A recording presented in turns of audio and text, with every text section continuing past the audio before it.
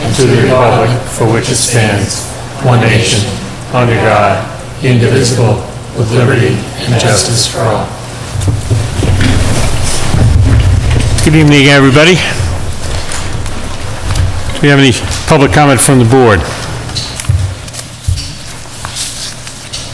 Any public comment from the public? Please.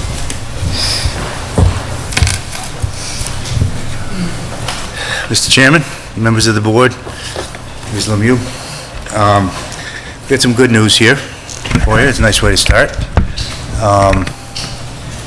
I have here from the Mass DOT website that the Route 13 project of approximately $1.4 million was advertised July 8th. It's underway and will be a bid opening in the fall. So that's good. I think it's important to recognize Mrs. Bertram for her work with the Montechusett group. This job, and she was a little skeptical sometimes, this job took a rather circuitous route to getting to this point, and sometimes it was difficult. Questions why it wasn't on the tip, why it wasn't here, why it wasn't there. It was called the book job, and it was for $1.4 million, and it was just sort of a hanger-on where if a job finished up early or there was a little extra money, and this is where Mrs. Bertram was an eagle eye for the money, but it was just waiting out there. And we continually, by we, I mean myself and our consultant, Rich Benevento of World Tech, had to keep it on the top pile of the offices in Boston and the offices in Worcester, and we did make numerous trips to those places so that when it did have the opportunity, when the opportunity was there as a filler, it slid right in. We've been anxious to get it, and we have it. It's not going to be advertised, it's not going to be bid until the fall. The advertisement is out now, so it's likely that nothing more than contracts and formalities will be done this fall, but that'll be another one that'll break out. Can you describe, either of you describe briefly what portion of 13 we're talking about? It goes from Northfield Road to the Townsend line. We've been at this, probably 3 years? I think Paul and I were at a DOT meeting with Brad Harris, and we always had a fistful of projects, and they said, well, geez, why don't you try to move this one forward, and we did. It's going to be more than not a paving job, which we thought there was very little opportunity for. New guardrails, new lines, new signage, a little bit of realignment on, that's West Townsend Road, shoulder work, and something a little more extreme on Northfield in terms of approaches. Do you recollect anything much more than that? No, I just want to mention, this is a fiscal 17 job. The funding is in fiscal 17, but because it's been advertised, then the funding is secured. Great. So it's there. Great. It's there. Thank you. Just let everybody know that. Any other public comment? Okay. Our first appointment scheduled for 7:05 was with Nextamp Solar. That has been canceled and will be rescheduled. We're going to fill at least a portion of that slot with the financial quarterly report from our finance director, which is in your package, I believe, or I don't know if it's in the package. We got mailed today. Emailed. Right. Hi, everyone. Hi, I Karen. have good news, too. FY17 ended up being a very good year for us. What I'll basically do is just go over the summary that I emailed to you. On the revenue side, our total collections in FY17 were $37,110,672, or 101% of what we had estimated for FY17. As far as local receipts go, we actually collected 16.36% more than what our original estimates were. Basically, the categories where we received above estimates were departmental revenues, schools, which we collected $64,810 more than the estimate. Licenses and permits, which we collected $60,631 more than the estimate. Motor vehicle excise, we received $253,604 more than what our original estimate was. Penalties and interest, we received 13.02% more than what we had estimated, or $23,368. And miscellaneous non-recurring revenue, we received $156,418 more than the estimate. We did have a few categories that we received below what we had estimated, and those included fines and forfeits, which were $13,206 below the estimate. Local option meals tax, which was $17,414 below the estimate. And departmental revenue other, which is basically our rescue wagon revenue, which was $33,901 below the estimate. And we also received less in investment income than what we had anticipated by $9,098, and that was primarily due to the fact that we didn't take in as much revenue for the bond that was issued by the school, so we received less revenue, less investment income as a result. As far as taxes go, we received 99.02% of the estimated levy, or $241,667 less than what the estimate was. But at the same time, we also received $96,617 in tax lien revenue, which wasn't included in the original estimate for the tax levy. And as far as state aid goes, we received 100.65% of what was estimated for that category, or $50,285 more, and that was primarily due to an increase in our charter tuition reimbursements. On the expenditure side, we expended $36,811,166, or 99.49% of budgeted expenditures. We had appropriation closeouts of $358,084, and our state assessments were $170,787 higher than the cherry sheet estimates. That increase was largely due to changes in choice and charter tuition for students that go out of district. Let's see here.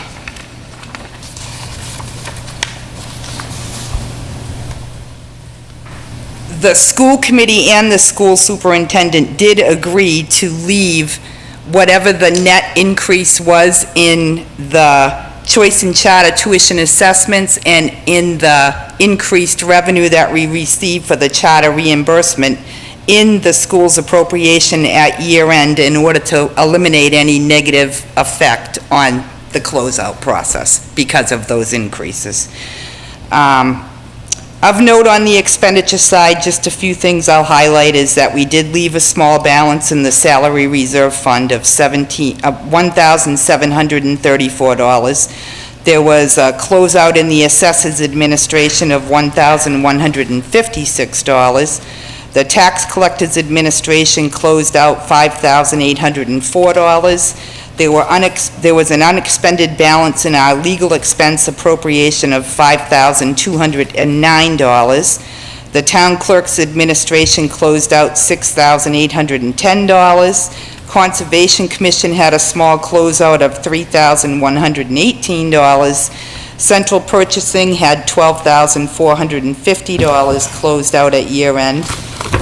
Injury leave, we had $5,187 in unexpended appropriation. For the fire department, there was $5,739. For radio watch, there was $4,209. And then again, for the school department, they actually closed out $120,674. And like I said, that takes into account the increase in the choice and charter assessments that were going out of district, and also the increase in revenue for the charter reimbursement funds that we receive. There was a small change in the Monty Tech assessment. So there was a closeout in that account of $9,209. Vehicle maintenance overall, there was a closeout of $43,369. Police, fire, medical, there were no funds expended from that appropriation, so there was a $5,000 closeout for that. The library actually closed out a balance of $7,835. The Parks and Recreation Department closed out $13,194, and we had a closeout in our health and life insurance appropriations of $45,104. Every other budget, through several internal transfers that were done, were closed out at or near zero at the close of FY17. That being said, the preliminary estimate for free cash for 2017 right now is about $850,000, which is good given the fact that in FY16, we appropriated $250,000 worth of what had been certified. This year, we appropriated almost $700,000 of our free cash. So that is actually pulled from the undesignated fund balance at year end and reserve. So even with that reserve, we're still looking at a certification of about $800,000. So we had a very good year. Any questions? Mr. Chairman, I'll just point out that on the local receipts, motor vehicle excise, as stated, was $250,000 more than estimated, which goes to our continuing goal of taking about $50,000 of that and going towards the pavement management plan. So we've got the ability to do that for a few years. Any other questions? Thank you, Karen. That's all I have. I'll get the balance sheet submitted, and hopefully we'll get a certification very soon. Thank you, As I Karen. do, you guys will know. Thank you, Karen. Thank you. Why don't we take some of our appointments? I see Jeff Mendoza is here. Are both of your candidates here? Okay, so we have a resignation from the Agricultural Commission for Doug McMillan, which is in your packet, and that's effective July 17th, 2017. And Jeff, yes?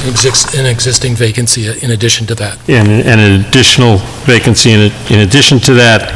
And Jeff, who's the chairman of the committee, has 2 recommendations, I believe.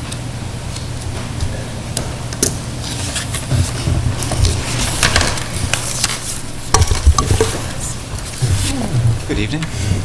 I'm Jeff Mendoza, 162 Lancaster Avenue, currently serving as chairman of the Lunenburg Agricultural Commission. We very sadly had to accept the resignation of Doug McMillan, who was one of the founding members with me and this commission. And another founding member, her term expired, and she felt it was time to move on, I guess. So we have 2 candidates that have expressed interest. Ryan Stober is certainly well known in the farming community of the town. He's known to lend a hand to farmers with plowing fields and various other activities. Also, like at the band concert last night, he came and helped us with such a short, we were sort of short-staffed, with the 2 vacancies, and Ryan came and convinced people to buy 50-50 tickets, and so Ryan has always sort of been part of the scene and has attended several meetings. The second candidate is Ashley Steele, who came to a meeting month before last and expressed an interest. Our clerk, Maureen Dupuy, she's been doing a fantastic job. She's very involved. She's the assistant manager of the farmers market. And Ashley, Ms. Steele, expressed an interest in being clerk, which Maureen would very much relish the opportunity to hand over part of what she's doing. So we've we've had, experience with both of these folks. As far as I know, Ashley Steele is not actively farming, and I don't know if anybody remembers, particularly when the Agricultural Commission was brand new, even though Lunenburg doesn't require it, many local communities do, and I think it's always important to have somebody on the commission who is a resident of the community and not necessarily directly affiliated with the farmers operationally or earning a living farming. When the commission was new, that person was me. So I think it's good to make sure that the entire community is represented in every commission in reality. So I think both of these candidates would be excellent additions. Great. Thank you. Can I ask Mr. Stober to come up?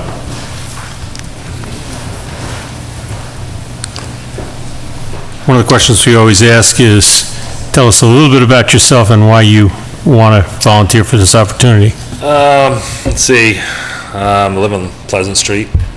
Married. Grew up in Leominster, and agriculture has been in my blood since I was born. Worked on dairy farms, and now I don't want to be a farmer, but I help out the farmers. So that's, I enjoy doing it. It's in my blood. Do it for the reward. So I look forward to bringing agriculture, I think, back out a little bit, trying to do some dinners and just trying to do some, I'm hoping for like a Grange kind of, the once a month during the summer, and a little more activity outside of just the ag community. Try to bring it out a little bit, but we'll see how far. We'll see how ambitious I get. Any questions or comments? Thank you for volunteering. Welcome. Okay. Do we want to take them one at a time? I would make a motion to appoint Ryan Stober to the Agricultural Commission Term ending June. with a term ending June 30th of 2018. No, sorry, 2020. Second? Any further discussion? All those in favor? Aye. Aye. Congratulations. Thanks. Make sure you check in with the town clerk and get sworn in. Is Miss Ashley Steele here? Hi. Would you please tell us about yourself and why you want to volunteer? Yeah, sure. So I've been a resident for 4 years, and I went to Lunenburg High, and I really wanted to be involved in the community. And so I went on the website, and I was like, and I was drawn immediately to agriculture, and I just have a huge interest in farming. I love gardening, and I just really want to be involved. So I would love to bring the farmers together. I would love to get to know the farmers, get to know people in the community, and just use all my skills to do the best I can to be involved. Yeah. Well, thank you for volunteering. Yeah. I would make a motion to appoint Ashley Steele, filling Mr. McMillan's term, which would expire June 30th, 2018. Second? Any further discussion? All those in favor? Aye. Congratulations. Thank you. Make sure you see the town clerk and get sworn in. Thank you. Thank you. And I think we have time to do the two town manager appointments. May not be enough time. Yeah. Let's see. Okay, we can run over. So there's two appointments before you for ratification tonight. Start the local building inspector. So I'm pleased to appoint Mr. Andrew Hudson as our new local building inspector. Mr. Hudson has been a lifelong resident of Lunenburg with over 16 years of experience in the field of construction and building maintenance. He stood out from the other applicants as someone who would work with residents, builders, boards, and committees. He also aspires to take the necessary tests to become a building commissioner, which was our intent in changing the job search from seeking a building commissioner to a local inspector.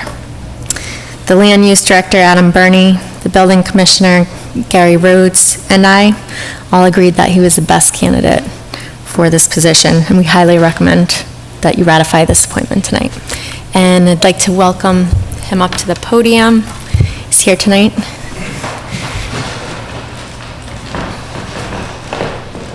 Hi, everyone. Hi. I just wanted to come here tonight to introduce myself. I'm a lifelong resident of Lunenburg. I went through all the school systems. Like Heather said, I have 16 plus years of experience, and I'd love to be able to bring in my knowledge of the field into, becoming a great inspector. I know there's a long road ahead, and I'm willing to be here for the journey. And I would just really like to become part of the town and give back to the community that made me who I am today. And be very excited to start. So. Any questions or comments? I'd make a motion that we ratify the town manager's appointment of Andrew Hudson to the position of local building inspector. Second? Any further discussion? All those in favor? Aye. Congratulations. Thank you. Thank you. The second town manager appointment tonight is for the administrative assistant to the Department of Public Works. And this is another appointment I'm pleased to make tonight to recommend to the board. And her name is Ms. Samantha Tucker. And I will ask the DPW director, who is here tonight, to come up to say a few words about the process that we took and why we are recommending Ms. Tucker for the appointment.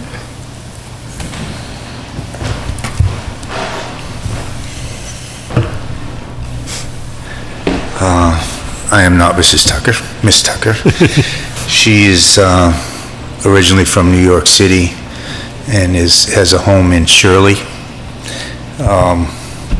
As you know, we're losing Amanda Moore, who's been my assistant for nearly 7 years. She's taking a position at the police station. She's going to be missed terribly. We started out with the process and the protocol and advertised as we must. And I had around between 30 and 40 applications. Each one I dealt with individually, made contact with everyone that appeared to have some interest. Some, I've been through this before, some just look like they're kind of phoned in, and met every single one of them. At that point, I asked Amanda to meet with some of them and sit right at the computer and let them know sort of what they were in for. This eliminated about 80% of the candidates. Maybe I might venture to say 90% of the candidates. We were left with a few. At that point, I re-interviewed with Amanda. We talked about it at length, and then asked the town manager to come and have the final interview. Throughout the process, I was very happy to say that we met with some really wonderful young ladies, and although it was a difficult process, the decision itself was not that difficult, because this young lady shined above all others in her personality, her energy, and maybe more important, or at least equally important, with the computer skills and the knowledge of the specific Excel and Microsoft Office suite that's necessary to sit in as Amanda leaves. We know there'll be a learning curve, as there would be for anyone, but I'm comfortable that we've done our due diligence. It's a difficult decision. I hope we've made the right one. One never knows, but I'm confident that we have. So I would appreciate your ratification for this young lady towards that position. Thank you. When will she begin? Based on your decision, she'll begin Monday, the 8th. She's actually may come in informally the end of the week. She's anxious just to come in and, for lack of a better term, sit in the chair and sit with Amanda and get her feet wet. But officially the 8th. Great. I would make a motion that we ratify the appointment of Samantha Tucker to the position of DPW Administrative Assistant. Is there a second? Second. Any further discussion? All those in favor? Aye. Thank you very much. Thank you. Thank you. Okay. We have a 7:20 appointment with the APDC, or at least a portion of the APDC and Adam, which continues our discussion of the guideline review, and we have a more recent copy than the one that was in your package. Oh, okay. Who's going to lead that? I think the APDC. Okay. Good evening. Richard McGrath, 22 Cushing Lane, Chairman, APDC. Great. Here for your questions.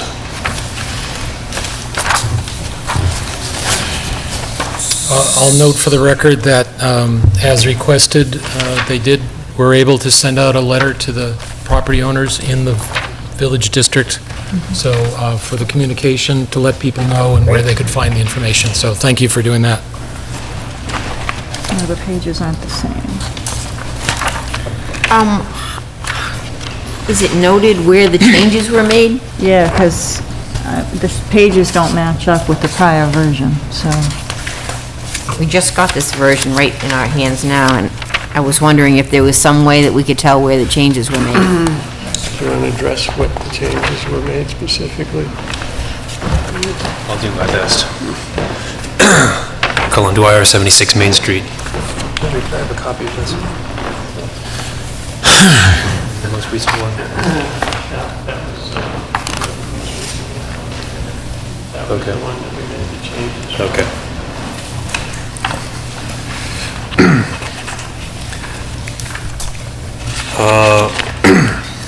Well, one issue that caused a lot of confusion before, I think, was the issue of shutters, that they were included in the design standards and requirements. And there was a description of what we considered historically valuable shutters, but a lot of people said that it was inappropriate to have that in the standards. And so that was moved to the glossary, or to the definitions.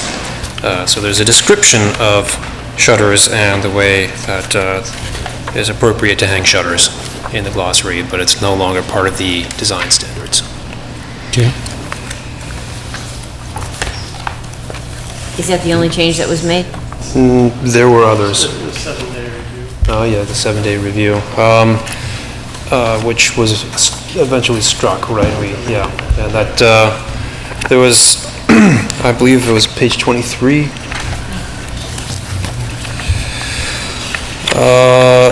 Another... So, can you just go back to that change? Sure. So the 7-day review, what, you said it's on page 23. What is the review process now? It was on page 23, let me just find it. Yes, the decision and consideration and reapplication, I think, is reconsideration and reapplication is on page 23. Before, it read that the Commission would have a 7-day period to reconsider any decision that it made, and that was really in case some new information came to light, or because of some, maybe the Commission felt under pressure, or maybe in the case that they just made a bad decision, they went home that night, decided that they really wanted to reconsider, that it gave us a chance to take it back and change our decision within 7 days. But after consideration, we decided it just wasn't necessary. It caused confusion. It was something that was just a complication in the guidelines, or in the rules rather. So we struck that out. So you took it out completely? The 7-day requirement, yes. So now the applicant has the ability to reapply. Okay, so it's just But they've eliminated the reapplication. 7-day reconsideration. So they can still come back in, but not within that confusing reconsideration part. Okay, so they The can... point is that if we issue a CTA, the decision is final, or if we deny it, the decision is final. But once the decision has been announced, then that's it. There's no... Okay, but they can reapply? Yes. Okay. Yes.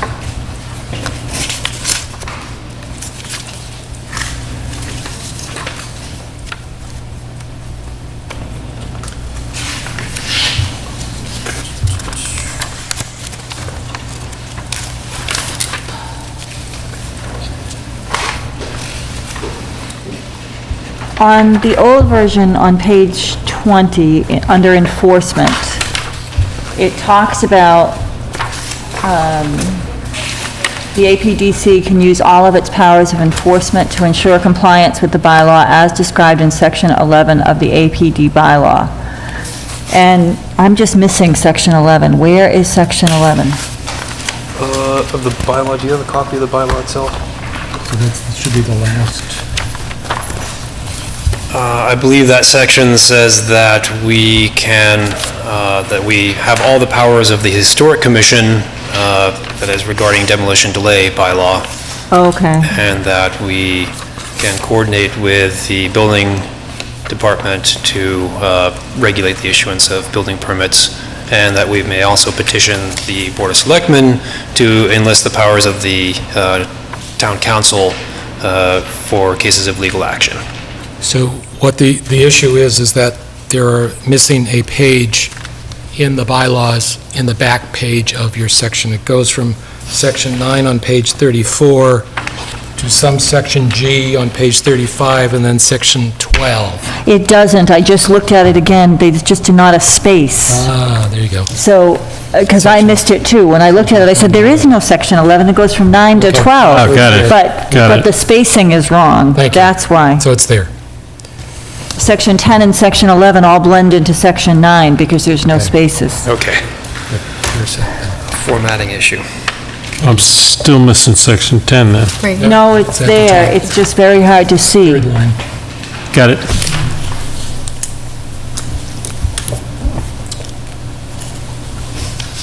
Were there any other substantive changes? Well, they changed a couple of things that I had suggested, and I thank you for taking those into consideration. One of them was I had a big concern about mentioning means and methods of construction last time. Yeah. And they rephrased that from saying plans including designs and methods of construction, including joinery, fasteners, sealants, and adhesives. And they changed that to architectural plans, elevations, and a selection of appropriate details to depict the proposed scope of work as it relates to the requirements of the bylaw. That's great. Thank you. They also changed, under the approval design process, page 23. I don't know if it's still page 23. Now it's on page 24, but number 2 of APDC approval design process. I added the comment that in addition to these other reasons to approve a project, including, taking into account the energy efficiency needs of a building, and anything to preserve the structure itself, they also added in, by my request, that code requirements and operational requirements surrounding a change in use would also be considered necessary modifications under the Okay. considerations. So I'm very happy to see that too, because that'll give people a lot of flexibility. And then, page 24. Again, a big concern that I had under the same section, but number 4, previously it tried to quantify what the cost of repairs would be versus cost of historic value, trying to put a monetary value on historic value, and actually using twice the value as a threshold, and that kind of seemed like a tough thing to quantify, number one, and then how do you justify that decision? So they modified that and cleaned up the language to make it a little less arbitrary, I think. So I think that was a good improvement.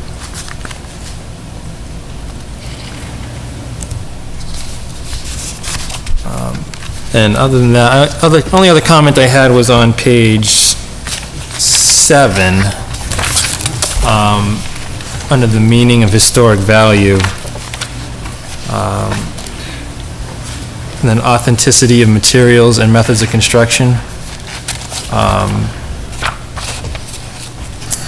So it reads, features of a property are deemed authentic if they are made from materials and crafted by methods appropriate to the historical period and style of the property.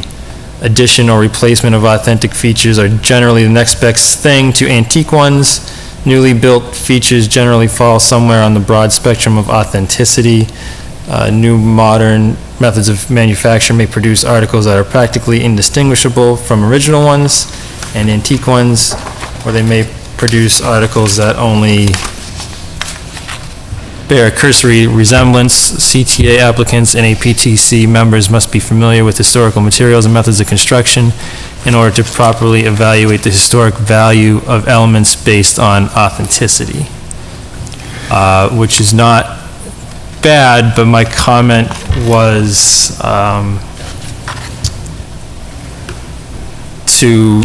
that I think we should be judging the historic appropriateness versus the authenticity, because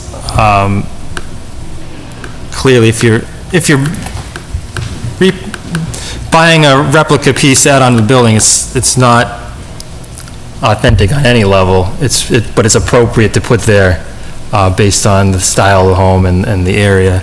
So I had suggested renaming that section to appropriateness of materials, and just making it read, features of a property are deemed appropriate if they are made from materials visually appropriate to the historical period and style of the property. And that was the change that I made because, again, clearly you're not going to find another 200-year-old piece of millwork to stick on there. I mean, you could, but it's pretty unlikely.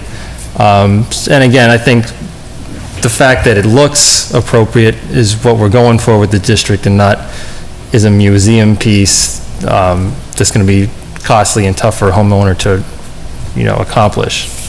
But I don't know how anyone else feels about that, or if you talked about that at all when you were going through it. We certainly did talk about it, yes. We felt that having materials that were appropriate to the context was really covered in the 5th section, appropriateness within the context. That things should resemble features that are appropriate to the architectural style. And that would be something that contributes historical value. And I think that's really,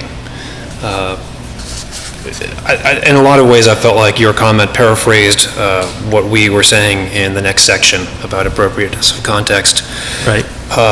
We stood our ground on this just because we came up with various scenarios. One real-life scenario that came up to me the other day was that a few years back, the United Parish of Lunenburg had a plan to tear down their steeple of some antiquity and replace it with a fiberglass replica, so that the telecommunications company could put antennas and things in there. It would have been a good moneymaker for them.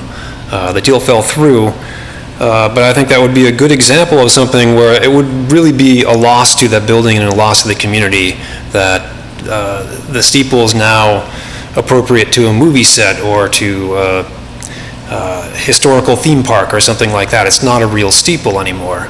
And the idea of authenticity in materials of construction is that even if things are not antique, which we encourage, but if they're not antique members or materials, that they're actually wood or that they're appropriate materials to the historic period,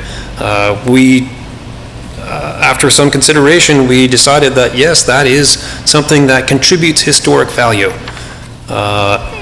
Mind that these aren't requirements for alterations. They're merely things that we would regard as favorable or unfavorable, things that we would, if they were part of the existing property, we would want them preserved. And that's really the intent of this section. And I can appreciate that, except for if it's wood or vinyl, and you can't tell unless you go up and knock on it, and maybe even then you still can't tell. Does it really add value to the community that that's wood? I mean, the vinyl products, again, they have good vinyl products and bad vinyl products, clearly, which I would expect you guys to review. But the vinyl one's gonna last longer, look better longer. I mean, the example you gave of the church over there has vinyl siding on it now. I'm sure most people don't even know that because you can't tell.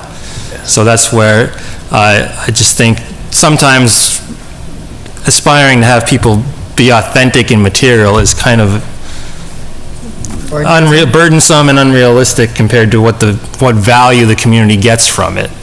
Well, I think that the whole idea of historic value and the whole purpose of this bylaw is it's intangible values. It's something that it's very philosophical. We could debate it, and all I can say is that this is where the debate ended for this commission. Yes, again, it's one of those things, I think we have some people resident from the area here tonight. That's one of the subjects I'd like to hear from them on, because again, it's being a burden to the people who actually have to live with it day to day. I know you live in the district too, but I'm sure other people have other feelings about it, potentially. Yeah, I actually was going to suggest that if anybody's in the audience that would like to speak, although this isn't a public hearing per se, we'd welcome any input that anyone has, or questions or comments. At the appropriate time, Mr. Chairman, I would like to speak. Okay. I think now is an appropriate time. Is the commission, have you concluded your recommendation? Is that the majority of the changes that have been made since the last version that we saw? These are the majority of the changes. Okay, thank you. If that's all, I'll step away from the mic. Thank you.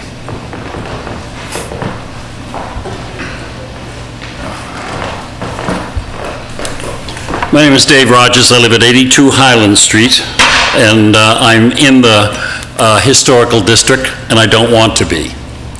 I do not have any issue with the folks that are on the commission, but I, for the record, want to display this plaque that was provided to me by my dear friend Sammy Raymondelli, who's a real nut on history, and he researched my house, our house, Karen's house and mine, and it said on this site in 1897 nothing happened. I say that because all of a sudden 82 Highland Street is in the district. It's the last house on Highland Street, and there's no benefit to me. So, once again, I want to register my displeasure of being included in this district.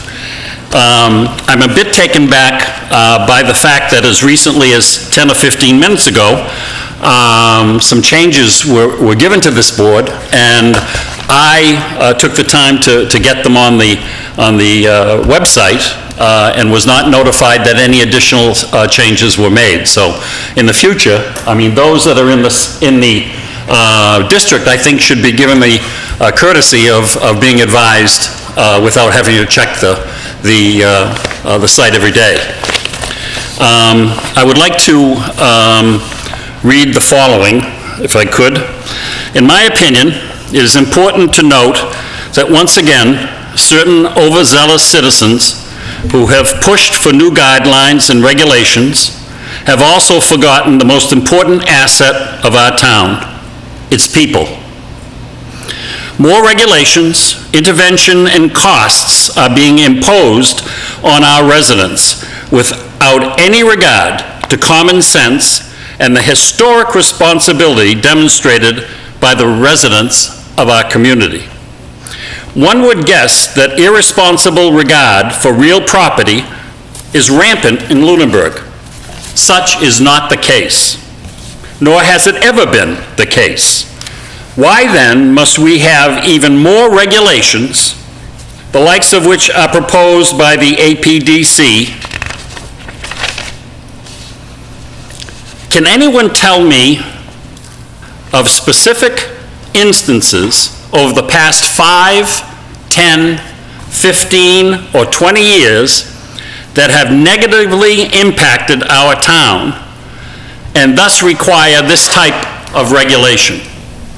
I submit that just the opposite is true. The residents of our town clearly care for their homes.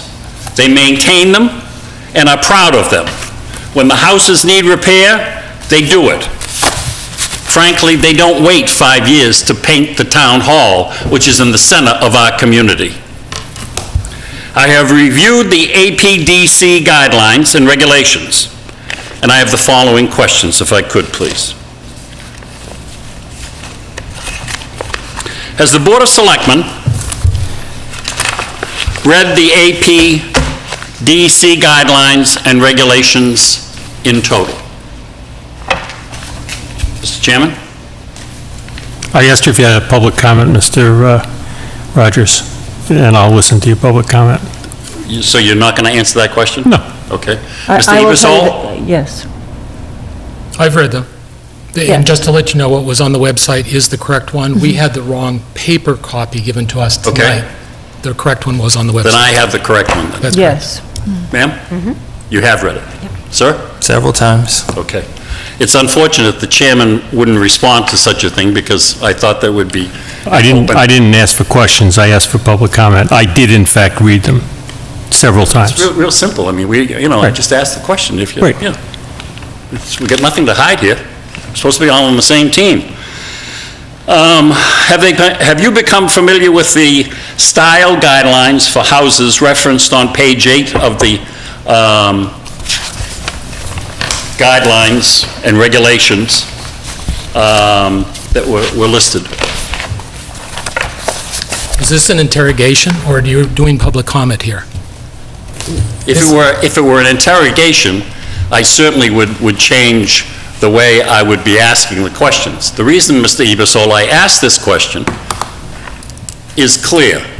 It is referenced in this documentation, and it's the guideline by which all of the designs will be judged. And no, I'm not interrogating you. I received a letter from the administrative assistant saying that there would be a public hearing for those that are in here, and that's why I'm here. If this makes you uncomfortable, we can do it another time or another area, but I am responding to an invitation. And no, I'm not interrogating you. I'm asking civilized, reasonable questions. Mr. Rogers, I'll answer that question about the field guides. To what the APDC, to what these guidelines are saying is that an understanding of architectural styles is important to properly evaluate the properties. And they're suggesting, they say, to that end, the APDC recommends using the following style guides for houses, as the APDC will use this guide when evaluating application. I think, not literally, they're going to use that to help the applicant better understand their property and help their members of their own board understand what they're supposed to be talking about, so everyone can use the same vocabulary and be on the same page and have a productive conversation. That's how I understood that. Okay. I don't take it that way, but I appreciate your explanation. Some of the bullet points I will make are that stone walls are also included in this, okay? In the body of the document, it says that they shall concern itself mostly with the alterations that are visible from public right-of-way. But then they talk about stone walls, and they even talk about the fact that, notwithstanding the fact that you may not need a building permit, you still should contact the commission. Shutters. Will vinyl or aluminum shutters be allowed?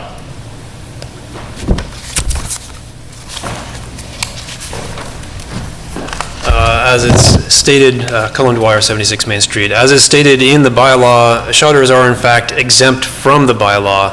That we do include them in the guidelines for informational purposes. We do not regulate shutters. Okay, thank you. While you're here, I don't mean to, but what about windows? Will vinyl windows and doors be allowed? There's no particular allowed or not allowed. They will be allowed so long as they do not degrade the historical value of the property. And who specifically shall make that determination? And what part will the homeowner have in that process? The homeowner is responsible for bringing forward the proposal and communicating it to the APDC. The APDC will make the decision whether or not it is a historical upgrade or maintains the historical value of the property, or if it's a downgrade, in which case we wouldn't permit it unless it was deemed necessary though there is a section in the APDC decision process that explains that there are certain circumstances that are deemed necessary, where historical downgrade could be perhaps acceptable because the alteration is necessary. Okay, specific reference is made in windows, and it's suggested that wood double-hung windows be used. Wood double-hung windows are very typical, historical, and authentic feature of New England homes. Okay, that's fine. But there is a significant difference in cost between wood and vinyl windows. Yeah, and it brings up again the issue of authenticity of materials, that vinyl is not authentic, and that the APDC would prefer wooden windows or windows that are constructed in a way that is authentic or historical. Okay. On page 13 of the document, reference is made to sliding glass doors. Sliding glass doors and glassed-in porches are not historically accurate features. The APDC may allow the installation of new sliding glass doors or solariums, is that correct? Solariums? Solariums, thank you. Solariums in areas of the property that are not visible from the public right-of-way. That's right. Now, at the beginning, I said that I thought that the concern was only the front view of a property. And now we're saying that, well, it's on the side as well, as long as you can't see it. We're primarily concerned with the appearance of the building from the public right-of-way. Okay, so that doesn't mean that anything else will be approved or Not sanctioned? necessarily. Yeah. Not necessarily. Well, it's a gray area because It's a gray area. Okay, yes. good. Greenhouses, the same thing. Modern-style greenhouses will not be approved. I'll read. Modern-style greenhouses will not be permitted in plain view from the public way. As an alteration to historic structure, that's right. Well, that's what we're talking about here. Yes. We're talking about new construction, right? Yes. Yeah, okay. Well, not necessarily new construction, but the bylaw mostly concerns when somebody submits an application to alter, an alteration could include demolition of a historic or contributing property. Okay. Page 14 deals with brick, and it's very, very specific. And it says, you will not sandblast brick. I confess that the commission lacks a lot of expertise that we really could use, but we do have expert stonemason on our commission, so I would ask Chairman McGrath to answer that question. Hey. How are you? Good, how are you? Good. What's the question specifically? That thou shalt not blast brick. It destroys the brick. A brick is baked, so it has like a piece of pottery. It has a patina on it that protects it. Once you sandblast it, it leads to deterioration. Not necessarily, because there are in fact substances that you can spray on that don't last for a long period of time. That's why we have new cars every 5 years. I mean, nothing's forever. But there is... But the brick will last thousands of years. Once you take the surface off, that's it. If someone doesn't maintain that brick with a chemical spray, that's the end of it. But there are ways of doing this. Not a good way. Okay, No. all right. Well, I'm not going to debate the point with you. I'm just, I was just very concerned about the fact that it was emphatic about, you will not do anything about brick. Yes. I'm going to move this along because I don't want to take any more time than necessary. Will metal roofing be permitted? Depends on the age of the house. Well, we're talking an old house here. An old house, it would change the appearance from the front of the house. He's got to talk. You can to use, you use the microphone for the audience at home. I don't think we would, well, that would come up at a hearing, but from my point of view, that wouldn't be allowed. That wouldn't be, Okay. it would change the appearance of the building, which we're trying to preserve. Okay. All right, thank you. Yep, metal chimneys, while you're here. Yes. Metal chimneys, Not viewed from the front. not viewed from the front. Yeah, if they Okay. came up from the back and, yeah. Okay. For the record, 82 Highland Street has 2 metal chimneys and has had for years. We use them, and, I encourage anybody to go by 82 Highland Street and see if the property is in decent shape and if we maintain it. Yeah, we're not going to, we're not charged with changing the property. But if I came in to change something, you would, I would think, want me to come up to code insofar as the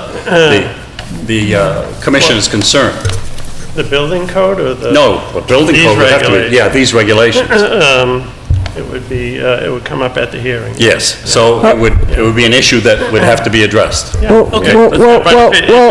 Hold on. I want to clarify that, because my understanding of these regulations, if that there are additions or structures that are in existence currently, and if a property owner came in and wanted to add a greenhouse to a portion of the structure, you're not going to require that homeowner to go back and replace chimneys that are outside the scope of the addition they're proposing. Okay. No, and if there was if you had a wood stove and there was a wood chimney, a metal chimney, and it had to be fixed or replaced, you're not going to require them. Right, those structures are now considered exempt because they existed prior to the adoption of this regulation. Doesn't say that. Okay? But anyway, so my point is there's some homework that has to be done. Let's talk about chimneys for a minute, okay? And the guidelines say, under no circumstances will you take down a chimney.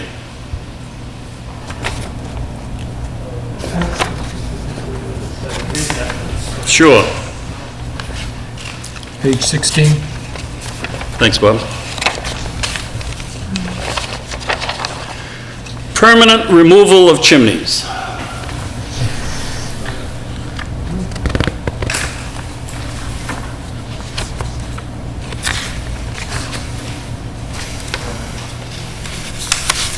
Let me give you a classic example that everybody should be able to relate to. I helped him do it when Howard Miller owned the funeral home. He took down one of the chimneys because he wanted to open up the area downstairs to accommodate his funeral business. So we took the chimney down. It had no ill effects on the property, and it really, you wouldn't even know about it if I didn't tell you. So how is it that we can arbitrarily say, under no circumstances will you take a... It says may. Sorry? We may withhold.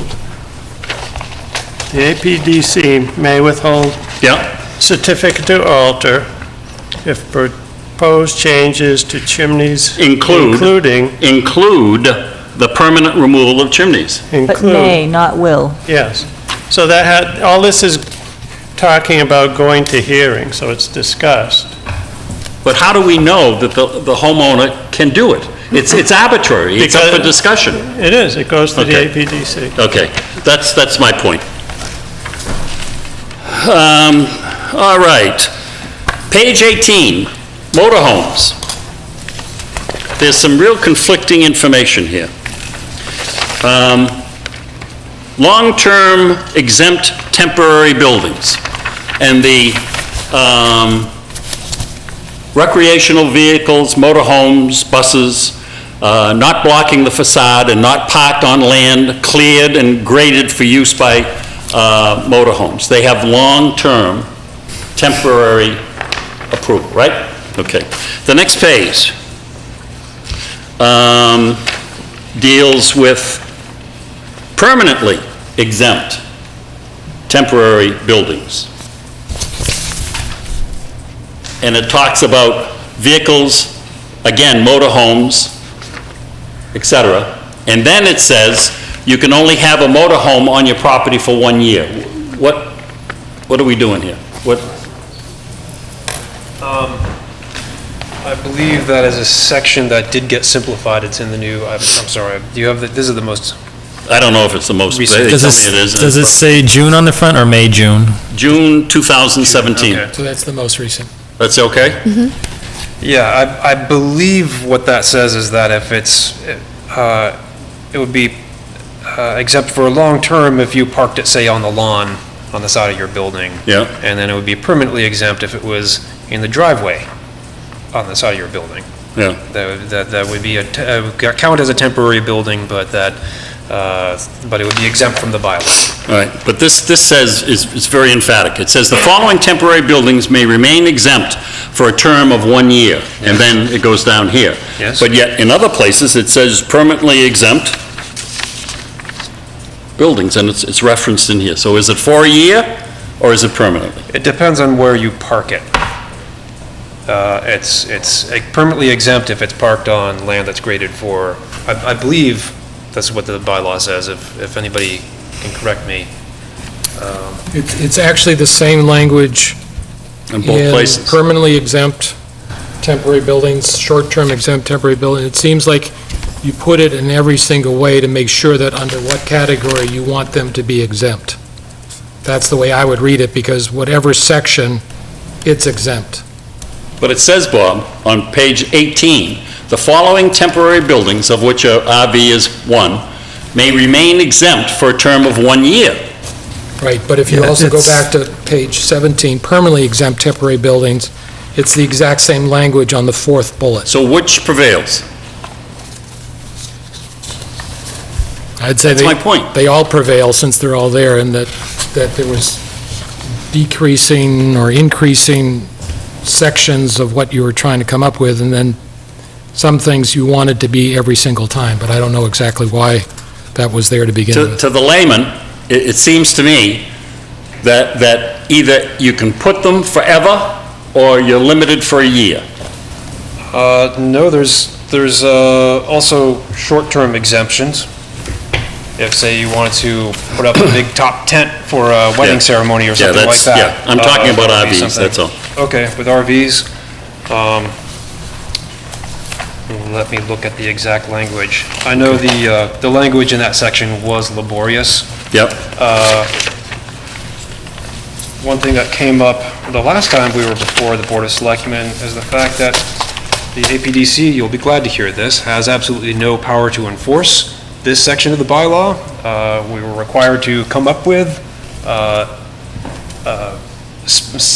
time and space limitations for temporary buildings to include them, so that you could be in violation of the bylaw, but really there's nothing we could do to enforce it at this time. Any section of the bylaw? No, the section on temporary buildings. Yes, okay, Yeah. right. Since you don't need a certificate to alter to Yeah. leave your tent up, Yeah. then we don't really have any enforcement measure Yeah. outside of enlisting town council or something like that. Okay. Page 23, hearings. This to me is unbelievable, and I'll be brief. Number 2 on page 23, presentation by the applicant, which may be limited at the discretion of the chair. Really? Page 23? Yeah. Back up, what section is this under? Hearing procedure. Okay.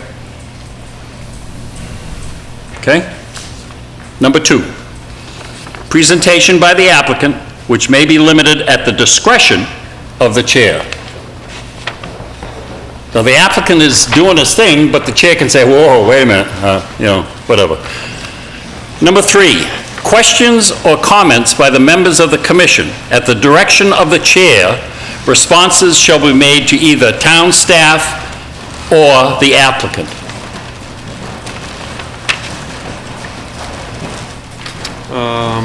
I'm sorry, I have the... That's okay. I mean, I guess what I'm saying is, this needs to be looked at. Okay? Number 7, I'm sorry. Opponent's formal presentation, if applicable, which may be limited at the discretion of the chair. You gotta be kidding me. Well, we're glad that you brought up your incredulity at this language. This was language that we thought was fairly standard for hearing procedures. So we're Not in new to these America. things. Not in America. And so we're interested in your commentary. Thank you. Here's one that really gets my dander up. If a proposed alteration degrades the historical value of the structure, the APDC shall first determine if the alteration is necessary. Yes. So you come in and tell whomever, you know what, Joe, we don't think that this is necessary, so, but Joe might want to have the alteration. Yes. Yes. But the difference between wanting to have the alteration and the alteration really being necessary. Well, And I mean, we do put down some criteria for what we consider necessary. well, you know what, that's all good, okay? And, but you can see my concern. You might not be as willing to work with somebody. This is, you can be arbitrary, capricious, you can just say, hey, that's it, see you later, no way, Jose, you're not doing it. All right. Page 24, I did that, okay? Page 25, inspections. Projects approved by the APDC shall be inspected during construction by the building commissioner as part of the issuance of the building permit. Makes sense? Additionally, the APDC may periodically inspect the project to ensure that compliance with the certificate of alteration is complied with. How many inspectors do we need? Well, I think it's, I don't know how many inspectors. Okay, let's say for the sake of this discussion that somebody comes in and says, you know what, you forgot to do this over there. Who prevails? A lot of these regulations. Microphone. We're drafting these rules and regulations because the bylaw opened the district up to business. So with that in mind, if McDonald's wants to buy an old house that has some land with it and do some crazy alterations that are going to change the character of the house and the neighborhood, that's what we have in mind when we're drafting these, not to be a Gestapo to the homeowner that you Yeah. can't do this with your property or you can't do Yeah. that. That's not the intention. The intention is to think about business coming in. What's going to happen if Dunkin' Donuts wants to come in and do a redo of this house or take the front facade off and put in big windows? That's the intention of the commission. That's what we're working So this is on. primarily for business-orientated projects? That's the main thing that we had in mind. It's also for preserving the area because it's opening the area up to business. Well, I appreciate that explanation. I think that's an important point to remember, is the adoption of the Village Center District opened up areas of the town for mixed use, meaning that now people can have two uses in a property, which was previously prohibited. And it opens up areas of town for business that were not open for business prior. And it was important to maintain the historical integrity of this area while allowing business uses. And that was why the APDC was so important to be tied to the Village Center District. So to allow businesses, but to do it in a thoughtful way to preserve the historical integrity of the town. I heard what you said. I heard what this gentleman said. I respectfully disagree, because there's no way in hell that McDonald's is coming to the center of Lunenburg to revamp a house and do what they have to do. They just, I mean, it doesn't make good economic sense. These guys are no dopes, okay? The same thing for a Dunkin' Donuts. They just don't do that kind of stuff. But, and the other thing that, and I'm not gonna, I'll just make one comment. We talk about business development and helping businesses come in. And by your own admission, this whole thing was set up so that we would prevent businesses from doing something that would be irresponsible to us. And I don't understand this mentality. My last comment, and this really gets me. There's a flow chart, appendices, right here. Okay? And it shows how this whole thing flows. Okay? And right down at the bottom, the applicant appeals decision, if he's not granted the permit, the applicant appeals the decision in accordance with the general laws. How do you spell Superior Court? Right? Land use? Director? Yes. Is that right? That is correct. Okay. So why aren't we forthright enough to come out and say, hey, folks, this is what we're talking about? You know, I mean, this is disingenuous insofar as I'm concerned.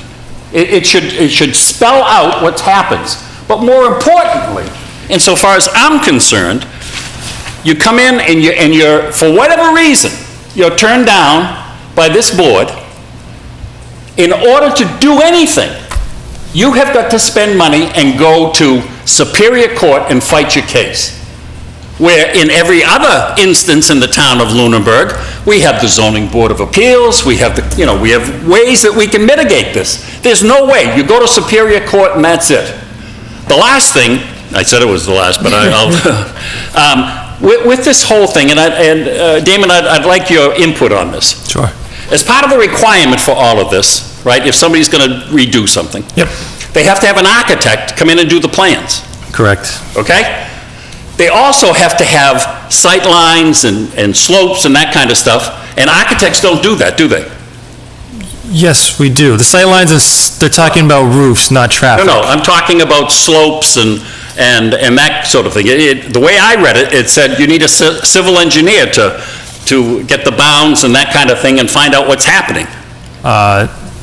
Perhaps you could direct me to that section, but my understanding was... The approval section in the back. Where the heck is it here? The approval process on 24? Yeah. Which number was that? You're going to have to tell me what page. The approval decision process is on page 24. 24? Okay, thanks.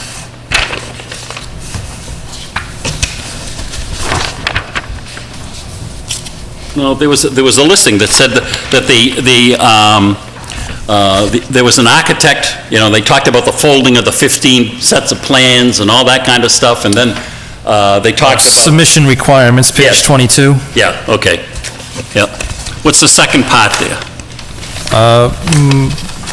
Materials to be submitted are as followed. The executed application, the certificate of ownership, filing fees, 300-foot of butters list, development plans which shall include photographs showing the property in its current condition, statement evaluating the property's current state of preservation, evaluation of the property's historic architectural styles. Yep.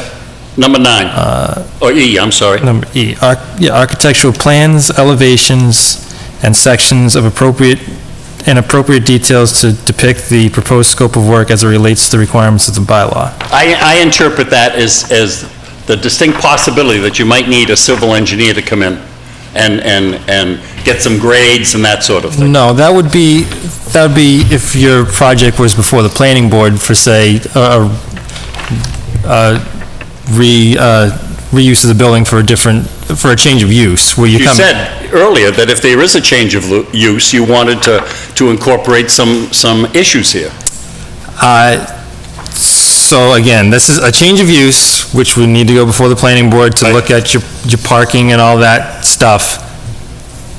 That's when you need a civil engineer. That's not covered in here. This is specifically looking at the building itself. Well, I stand corrected then. Elevations of the building. Correct. I stand corrected then, okay? Well, the obvious inference is that I'm really concerned about what kind of money the people are gonna have to spend for this. And it just goes on and on and on, okay? In your professional capacity, when you do a design, do you give a complete and detailed list of materials to be used for the alteration, dimensions, materials, age, and origin of manufacture may all be relevant? Do you do that? I typically do most of that except for the age and origin of manufacture. So in most towns, in front of most planning boards, we will do the plans, we'll do elevations. I will do typically enlarged elevation of the building, calling out the specific materials. Some planning boards and historic commissions request that you bring samples of those materials in before them. So it's not, to me, aberrant to request those things. Okay, and I'm glad you said that, because from my standpoint, I thought it meant that you have to give a complete list of everything that you're going to use in the project. No, Well, what's a complete list to you? A complete list to me is everything that you're going to use. Again, it's because they're talking about the appearance of the exterior. I would be looking for a complete list of the materials that you can see on the exterior. I wouldn't get into a full project spec where they talk about adhesives and sealants and all that stuff, which they specifically took out from the last round of comments. Okay. Well, I guess I'm different, because I've never done a project at 82 Highland Street that you go off well-intended, and the contractor, Frank Pajari, tells you, Dave, go down to Mackey's and get such and such, and during the course of the project, I'm down there a half a dozen times, because you can never figure out the whole list of things, and that to me connotes time, et cetera, et cetera. I think you get the point. I mean, there are holes in this thing. There's really gray areas, okay? And I'm sure that they worked hard on it, but a couple of things that really get me is this Superior Court thing. And I just don't, for the life of me, understand that we don't have some way that we could have some kind of way to mitigate this situation. The bottom line, I would hope that this board would not approve this, because it's clear to me, in my layman's capacity, that there are really some holes here and some additional work that has to be done. And thank you. Thank you. Thanks. The land use director has a comment.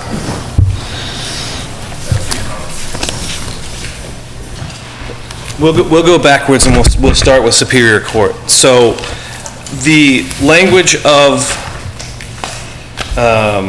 in accordance with the general laws is from the bylaw itself, as was suggested by town council. Originally, the bylaw did have cites to the MGL, and town council felt it was more appropriate to put it in accordance with Mass General Law.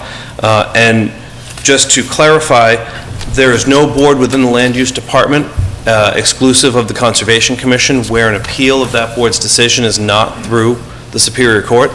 All planning board decisions are appealed through Superior Court. All zoning board decisions are appealed through Superior Court. The Conservation Commission's appeal is through the DEP, which has its own little appellate process. The zoning board's purpose is for appeals of the zoning officer's decisions and interpretation, as well as they function as special permit granting authority for a number of items within the bylaw. So the appellate through Superior Court is not an unusual municipal avenue for the decision of a board. It's fairly standard. Oftentimes, these approvals are binding in so much as the plan that is proposed is binding, and that denial on that plan is binding. This set of regulations does include the ability to reapply. So if you were to alter, you can reapply. There is a process for both planning and zoning under Section 16 of 40A that allows you to make a finding that there's a substantial material change in the plan, or that the decision was arbitrary and capricious, and that would give you an avenue to reapply to those boards exclusive of Superior Court within the timeframes outlined in the statute. So doesn't necessarily mean it satisfies Mr. Rogers or makes anybody happy that they have those options, but that's statutorily what applies across the board. In so much as the features of structures now that exist and them being grandfathered or exempt or status quo, whatever you want to call them, I think that within the effective date language, there could be some language added in there or a separate section that alludes to feature structures existing prior to the date of the application, or the approval of these regulations shall be considered conforming until such time as an alteration, modification, or demolition is proposed, something to that effect, and that would sort of be a catch-all, so that prior to whatever date these become effective, you have sort of a statement that eliminates the concern that someone might have to retroactively fit out their wood stove chimney with a brick exterior. I just have a question Sure. on that. One question that I have is the demolition by neglect. If we have properties that are currently in a situation in which would trigger an APD action because of demolition of by neglect, are those also exempt, or would they not be? Well, I don't know. I have a hard time with demolition by neglect, and there was a lot of back and forth through the development of this bylaw on how one enforces that, what the intent of it is, what the trigger of it is. If they're already in the process of being demolished by neglect, whether, you set an effective date and you start an enforcement from that date forward and you have a time frame that falls into that, that's probably the best that you can do. I don't think, if you adopted these tonight, I don't think you'd go tomorrow, okay, your house is on demolition by neglect, we're going to make you do this. I think a big conversation that's been had since the genesis of just the idea for this is finding a way to sort of be an outreach worker for programs and ways that people can maintain their properties when they get to the point that they can't maintain them. Finding tax breaks or grant programs or even volunteerism to help people not have their property demolished by neglect. And I think honestly, any property that I can think of right now that might fall into that category may be too far gone at this point. Not knowing the specifics of them, but just, I think there's a massive amount of work on several properties within this district that, would have to start. And I don't know what the right answer to that, I don't think there is a right answer. It's sort of a difficult topic. And that was something that was pushed forward by the Historical Commission. And the other, we'll go to the ones that I know. The hearing procedure. This is standard language that you see in many rules and regulations on hearing. The chair always has the right to conduct the meeting.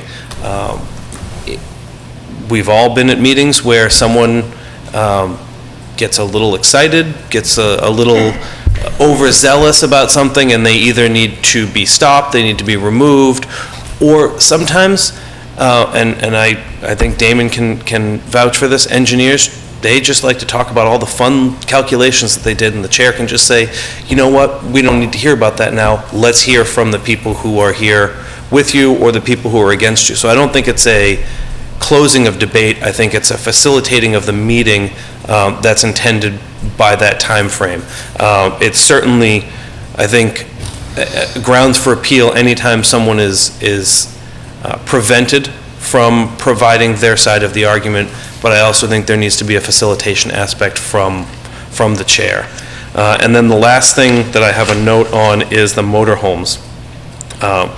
It's I appreciate what was said because I had to go and read it 3 times to understand what it says, but there are subtle differences in each of those 4 categories based on where it is parked and whether or not it's blocking the facade. And the APDC worked on this section, and I don't want to put words in their mouth, but it seems that some of the short-term things would be your cousin comes in from Nebraska and drives his 40-foot motorhome, parks it in your front yard and pops it out, and he stays there for a week or 2 while he's visiting, as opposed to, I have a motorhome, I have a designated parking area that I've created for it, on the side of the house because most people don't want to park it in front of the house. Doesn't block the facade, it's graded and cleared. Now, perhaps there could be more clarity to it, but I think there is a little nuance in the differences of where and how it relates to the building that goes with what exemption category it falls in. Thank you for the clarification. We spent a lot of time on this. Is there anybody else that really wanted to be heard? Please.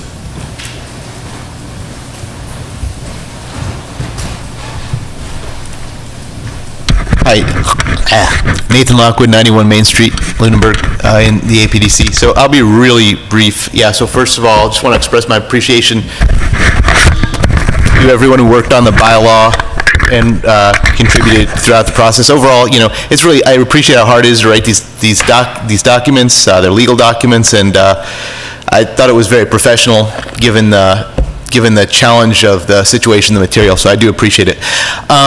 So some of the conversation tonight helped clarify a little bit, I think, what kind of things I wanted to get some clarification on. I'm a homeowner in the district. I purchased a historic home, really love the house, obviously. I've put a lot of money into it, and but it's all good. That said, when I purchased the home, there were already non-historic features. There's vinyl siding, vinyl windows. So understanding, at some point those will have to be replaced. They probably deteriorate faster sometimes than some of the historical stuff. And so I'm just trying to kind of look and understand what kind of pressures or requirements that I may deal with when windows start to fail, they have to be replaced, or there's some upgrade made to the facade, and So my specific comments were, so I think some of the conversation tonight around, what Colin was talking about as an upgrade versus a downgrade, like I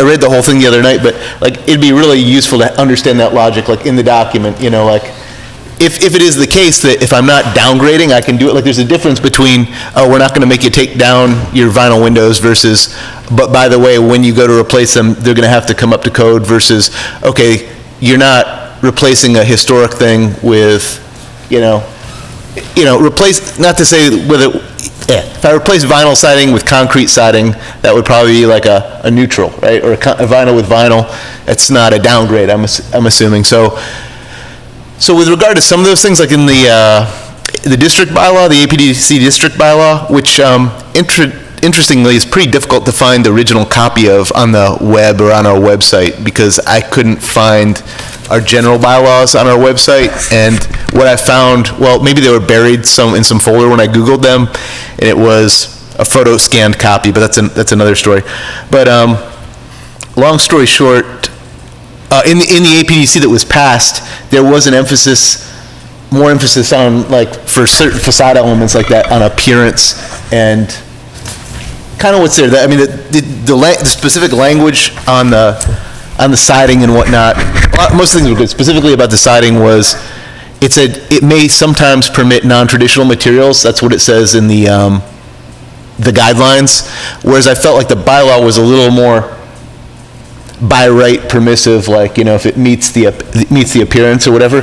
I appreciate the subtlety and the discretion that the board needs, and I think the example of steeple was a really good one of conveying the type of things you need to wrestle with. For some of this typical homeowner stuff, I mean, having some clarity though, like for like siding, that if I already got vinyl, as long as it looks okay, I could go with vinyl. Like that would go a long way to, I think, reassuring people that yes, there are shades of gray, and there's definitely going to be some discretionary stuff, but just some simple rules to help understand that I'm not going to start incurring an unexpected cost that I might not have imagined, that kind of thing. So the other comment I had was about painting the brick, but in stone, but I totally get what you're saying. It was actually good to know. It's bad to paint brick and stone. Didn't know that. We got a lot of painted brick and stone already. You see it in a lot of historic districts of other towns. You see it in our town, the Ritter building's painted. So actually it was good to learn. I think it's good to have in the guidelines that you'll recommend against it. Like, I could understand where you wouldn't want folks painting stuff that hadn't already been painted. If someone bought the Ritter building though, like, kind of a tough situation there. So the language is just a little stronger in a few places than That's all, and those are really the only two places that jumped out at me. So, yeah, sorry. No, go ahead. The last thing, and then I really did want to keep it short, is, so overall, this is just a couple of things out of a huge document, so overall, I think it's great. On the flip side of it, I felt like the guidelines deserved a section on demolition. Like, there was one on demolition and neglect, and there was some mention of demolition here and there, but it wasn't, the APDC is going to be responsible for adjudicating demolition permits or not, and it felt like that was as important as the section on siding or whatever, and it didn't feel like it was. I'm just afraid there's going to be lack of clarity there regarding what the cost benefit thing was, I think, a lot wishy-washier than the preamble was. The preamble gave a better sense of the spirit of what the APDC was trying to achieve, and I think having a specific section on demolition that really gave a clear picture of sort of the spirit of the thinking that would be behind demolition would be useful as well. So that's all my feedback. And again, I want to thank it. I think it's really on a good track, and I don't think we could have expected anything. It is a really tough subject matter, and I think it exceeded what I expected out of the guidelines document. So thanks a lot. Mr. Chairman? Yes. I have a question that was triggered by the previous speaker, and I guess I would like to understand what that process would be. I think it's pretty simple. If you have a vinyl window and you're replacing it with a similar vinyl window, the Historical Commission isn't going to make you replace it with a double-hung wooden window. However, vinyl siding is another whole animal. If you're taking siding off a home that has been vinyl sided and the existing clapboard is underneath, would that trigger the revitalization of the clapboard? Yeah, and I think, again, to build on that, and also stemming from what Mr. Lockwood said, the original text of what the town approved in town meeting for the APDC was attached at the end of that document that was online for the preservation guidelines. It was the last couple pages of it. And there's very specifically section 9 in there, it's on page 34 of these things. It says what the town approved by town meeting for design standards, and number G, which is actually on page 35, is the top of the page. It says materials used shall be consistent with the appearance and character of surrounding properties and contribute to the historic nature of the area. Construction methods shall meet building code requirements and visually resemble historic patterns, but may use contemporary technology. So that's the language that the whole town approved. So I would, again, reiterate my concern that I would like to make sure that these guidelines and regulations don't stray from what the town approved in this bylaw. And there's a couple other points. It's where it might be helpful to refer back to what was actually approved by the whole town versus what the group of us are here talking about tonight that may add some insight. Again, it mentions that the group will review demolitions too, and that's, like Mr. Lockwood said, demolitions, and there wasn't much addressing that in the guidelines, which I think we need to do because you guys are responsible. Perhaps you can copy over what the Historic Commissions already uses under their process, because you're essentially taking over that responsibility from them for the center of town. So that would not be reinventing the wheel, but I think it should be in the guidelines. Thank you. Was there one other public request? I think there's a couple. No? Yes, sir. How are we doing this evening? Jamie Anderson. I'm a taxpayer at 944 Mass Ave. And again, I don't want to take up too much time. I know we've been hearing a lot. And I understand the total intent of this, and I agree with what everyone's doing here. Some of the previous discussions, you can understand that there's definitely some work to do, I believe. A couple points that weren't touched on tonight.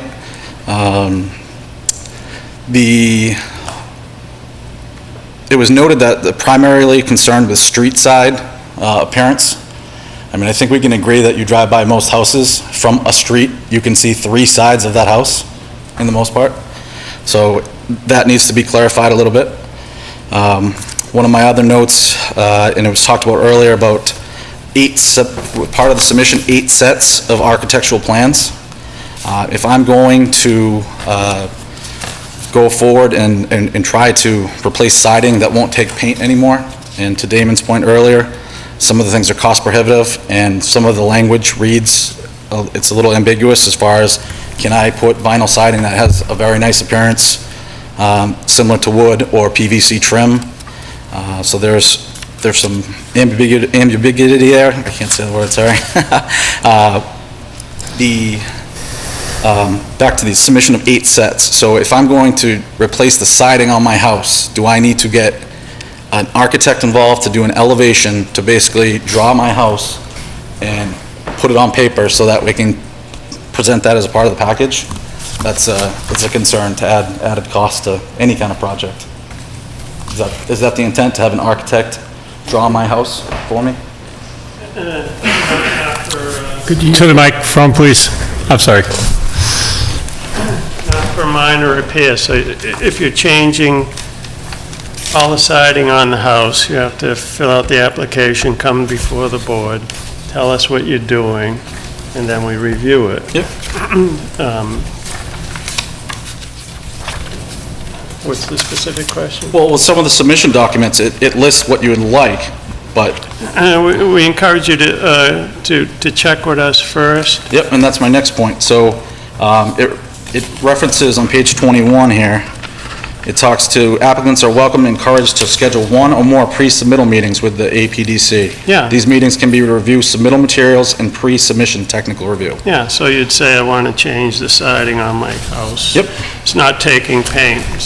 Yep. So we'd look at that and say, So yeah, this what do makes sense. what's okay. the plan for pre-meeting hours? Is there? It would be at our monthly meeting. Monthly meeting. Yeah. So now I need to talk to you guys to get to your monthly meeting, to replace the siding and get a pre-meeting. So then from there, if you guys are on board with that, I have to go through, get all of the paperwork ready to submit. In a perfect world, that's a couple days. Not for changing siding, things like that. They're simple. Well, to Mr. Rogers' point, it's, there's a list of things that you have to do, but it's not clear. It's very... That's why we suggest you call us to begin with, to find out what's going on. All right. So we know, and then we can address your All right. concerns. So after a CTA decision, which would be, how would that be documented with a pre-meeting? Do I still need to submit? If you guys have, if I have a verbal, how is that documented? To proceed with siding, I understand it reads to exemptions and clarifications there, but how do I document that? And the next thing I do is I go start changing my siding, and somebody decides to change their mind. We'd vote on it when you came. At the pre-meeting? We could, at the meeting, yes, we could do that there, yeah. Okay. Yeah. Yep. There's so many questions that you could ask about all this stuff, about what about this situation, what about that situation. We're doing mock scenarios, what happens if this company comes in, they want to, there's a million scenarios that you could never even think of. That's why we're doing mock scenarios, so we get practice at if people come in and they're going to say this or say that, or siding, or I got metal chimneys. We can come up with all kinds of rules and regulations and blow this document up to address all of that stuff.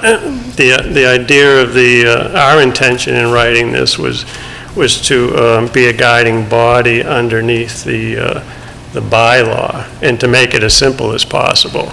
A lot of this stuff is going to be discussed in the meetings, which we give the applicants the opportunity to come in before us and tell us what they're going to do. We're not here to be a Gestapo. We're here to be the guiding body under the bylaw.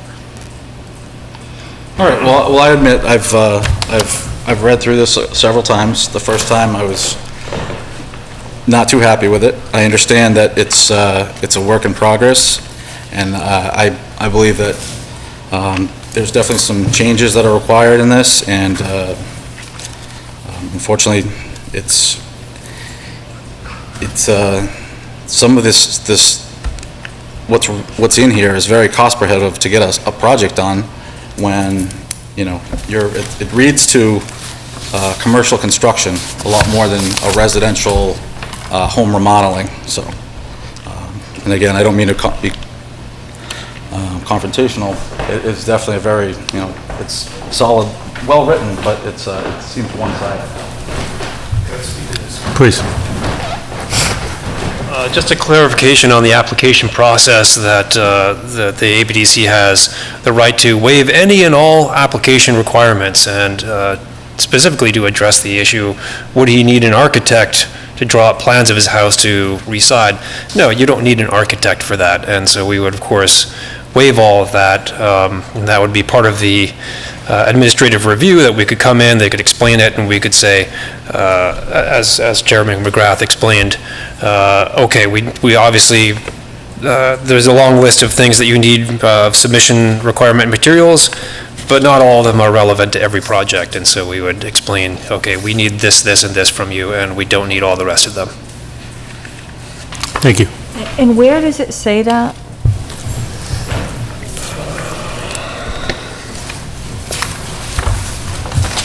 I believe it's under the application process. Submission requirements. Didn't see that. Page 22 of the submission requirements. Right, but where does it say that the APD can waive that? It is in there, and I believe it's in more than one place. Thank you, Adam.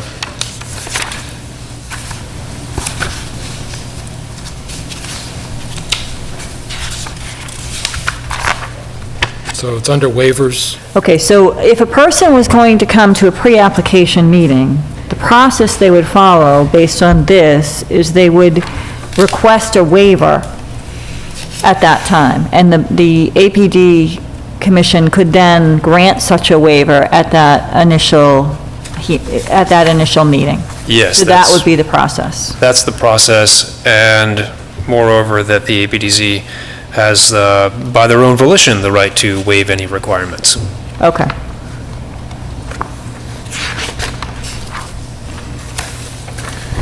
Any other questions or comments from the board?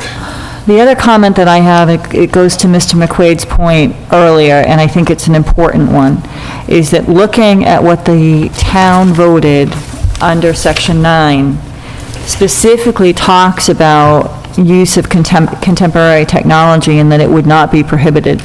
And I understand that, there is a waiver and that the APD would act on it accordingly, but I think it's important when you talk about authentic materials versus, the visual aspect of materials, I think it's important to understand what the goal is. And the goal, to me, in looking at the language of the current proposed regulations, is much more stringent than that was voted on by the town as a whole. Because the town as a whole talked about visually resembling historic patterns, but using contemporary technology. And when we talk about things like windows and doors, and to make someone keep to that authentic material may be cost prohibitive and maintenance prohibitive. So I think I'm concerned about the language that's currently in the regulations.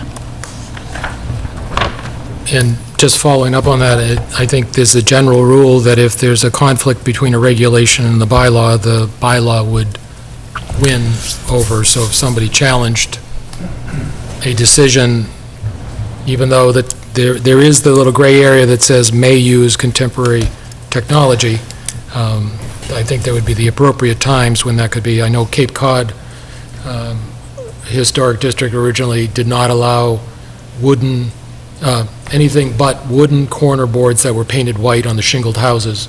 They switched to allowing the AZAC and the other artificial boards as long as it looked the same. So I think that is an area that may need to be clarified. I just take the opportunity to say, I think this was a very good discussion tonight, with the understanding that mailing to the property owners was the right thing to do, because it really did get the word out, and posting this on the website was the right thing to do. That being said, I think there is still some more work to be done from this, including the planning director's suggestion about dealing with existing features. There was several other comments that are substantive that you need to discuss, other things that were procedural that ought to be discussed as well. I would point out that the regulations, the bylaw states that the APDC shall not adopt or amend any design guidelines or rules or regulations until at least 35 days after the APDC has provided a copy of those proposed guidelines or rules and regulations to the Board of Selectmen. We don't actually have the authority to approve or disapprove these. Okay. They are the approving entity, but they have to prove it to us. That being said, when we had the discussion about the village district and what was going to open it up, that basically we eliminated a lot of the typical zoning protections in the center. There was the discussion that we need to have these guidelines, some guidelines in place to protect the center at the same time. We're giving away a lot of ability to develop the property very densely, and we needed to have some protection. So I would suggest that the Architectural Preservation District Commission go back and do one more pass on this to address these issues. Some of them should be easy ones to do because they make sense technically. Other things you ought to talk about that would make sense procedurally, and then the substantive ones to go back and discuss those as well. I think you're almost there. The reality is this is a restriction on property, and it's for a particular purpose. So I think you're getting there. Just on the end, just like to say that as you're just reviewing it one more time, there were some design standards that were in the original approved bylaw that I don't think you touched so heavily on. So I would just request that you go back to the section 9 of design standards that the town approved and just make sure what you're doing stays generally in line with that, because we don't want to, I would hate to see a small group of people change something that the whole town saw and approved. Sure, yeah. Can you send me your comments and what you want us to edit, so I have a reference to In addition to that, the executive secretary to the selectmen does a great job of taking minutes as a result of the recording. So once the minutes are done, request a copy of those, and we can even get the draft copy to you so that you've got almost not a transcript, but a pretty good selection of all the before comments. those are ready? She usually gets them done within a week. Yeah. Okay, so next week I can, all right, good. Thank you. Thank you. Thank you. All righty. Mr. Chairman, there was no one else from the district that wanted to speak, right? Was there anybody else that wanted to speak? Okay. Okay, thank you. Fine. We're going to go to our 8 o'clock appointment, Dragonfly Garden Cafe LLC for a common victual license at 3 Lancaster Avenue. Hi. How are you? Good evening. Good evening.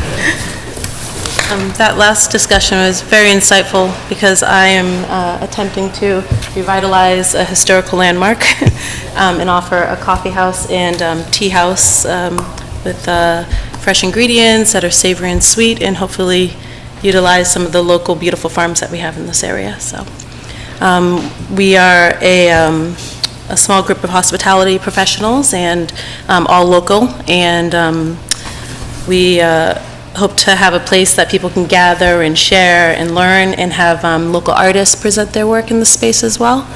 I had the pleasure of participating in this community with the public school system and their food program as a manager for the elementary school food program.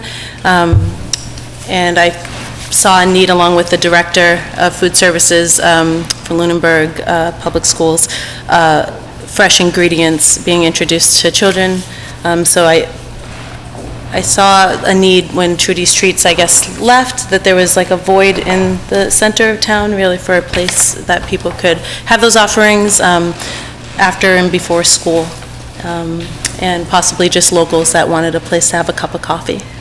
And possibly meet each other and sit and talk, and maybe view some local art or have a local musician play.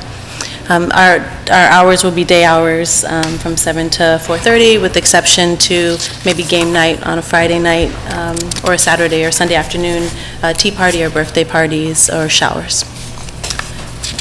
That's really it. It's a very simple concept and a very beautiful space that I think has laid vacant for some time. We've been working very hard internally, our small group, to make it as quaint and preserve its character and the charm of the space. We are different than the previous occupant, but I think we'll provide something that's unique to the town. You have all the application material in your packet. They've submitted all the required forms and fees and everything. Yes. I would make a motion that we approve the request for a common victualler for Dragonfly Garden Cafe LLC at 3 Lancaster Avenue. Second? Is there any further discussion? All those in favor? Aye. So when do you think you'll open? Weekend, we'll have a chance to be open at least by Monday, but Thursday and Friday we'll have a soft open, so if anyone would like to come in. We have a cold brew bar, we have loose leaf tea, and we have some savory and sweet options, some baked goods. So I know there's a farmer's market on Sundays, so hopefully we can have a viewing for a couple hours on Sundays just to give people an opportunity to see what we're about. We have an interesting concept for events during the week. We're hoping to do a Farm Fresh Fridays, so you can pick up your coffee beans and pick up your farm share and maybe cook over the weekend with your family. So we're going to look at some of the farms in the area to develop a program like that. Great, great. Thank you. Thank you. We wish you luck. Thank you very much.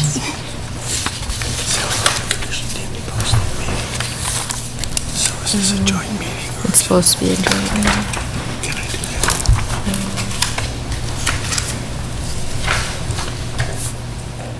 Let me just, is they're elected. Yeah, they'd have to have they're elected. We've had opinions that as long as we did it, it would count. Yeah. Yeah, that when at least the previous council ruled that. Okay, and it would be a majority anyways, you know? Right. All right, so our next item of business is a mutual appointment to the Cemetery Commission. All the Cemetery Commissioners here. Okay, would you call your meeting to order? Lance May, Chairman of the Lunenburg Cemetery Commission, and we had an earlier meeting tonight, and in our earlier meeting, we voted to recommend a replacement for that 3-year term, and that would be William Bill Tyler. Okay. If I understand the process correctly, this is an elected position, and it's a vacancy, so we would be appointing until the next election. It would not be a 3-year appointment. That person would run for the remainder of the term. Well, that's going to have to be clarified. It's my understanding that Mr. Tyler checked with the town clerk's office over the last couple of days, and he was told that that appointment would be filled, would be appointment to fill the unexpired 3-year term. So we would just need a clarification on that as to whether it's the 3-year term or the 1 year. Every appointment we've ever done as a joint appointment has always been till the next election. For elected positions. For elected positions. For elected positions. Oh, whatever, I mean, then that means there would be 2 commissioners up for re-election at that time. Right. That's what you're saying. Right. I would second the nomination of William Tyler. Is Mr. Tyler here this evening? Yes, he is. Could I ask you to step up? Good evening. Good evening. Could you just tell us a little bit about yourself and why you want this? Tyler, I live at 5 Graham Street in Lunenburg. Lived in town my whole life. I recently retired and I wanted to get involved in the town in some way. I joined the Historical Society, which I'm vice president of at the moment. I heard about the Cemetery Commission and I thought it sounded pretty interesting. I made it a point to read the minutes of last year's, and so I had an idea of what was involved, projects. I visited with Mr. Holman at both cemeteries, and just to give me like a day-to-day synopsis of what goes on. So I have a general idea of what goes on. That's about it. Any questions or comments, or Mr. Tyler? Okay, the way we normally do this is we have a joint vote, and a majority is required of the joint vote. So I have a nomination and a second. I would like to ask if there's any discussion. Any other nominations? Any other nominations? Mr. Adequance?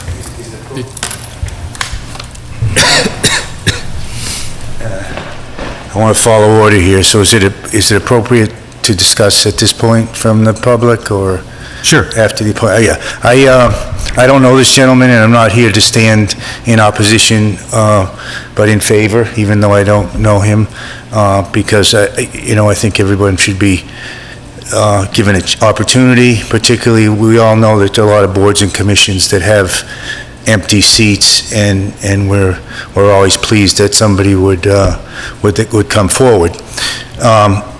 That said, I think it might be appropriate, and not that it arises to the level of policy, but as a new person comes into a board or commission, be it elected or appointed, and I'm going to volunteer the town manager's time, I think it may be appropriate that once they're appointed, or before they're appointed, whichever is more convenient, they sit with the town manager to better understand the position.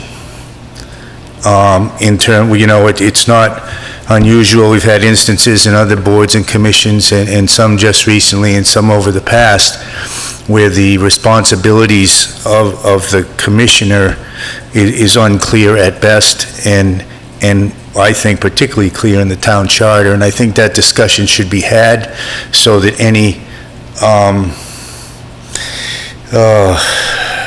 misunderstandings aren't carried through the board or through the commission as the commission evolves.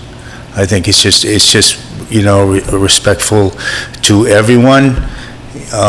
We have some issues with day-to-day operations, and we have some issues where commissioners don't really understand the subtleties of the charter or the directives of the charter, and I think before that becomes a problem down the road, that as they take the position, it might be worthwhile to have a meeting with the town manager.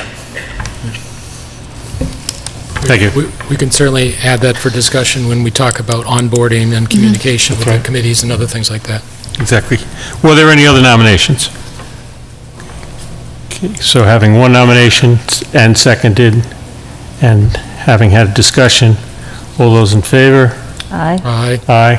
Aye. Okay. Unanimous. Unanimous. Congratulations. Thank you for volunteering. All righty. We have one more appointment that I skipped over because he wasn't here. I figured it was not time sensitive, but...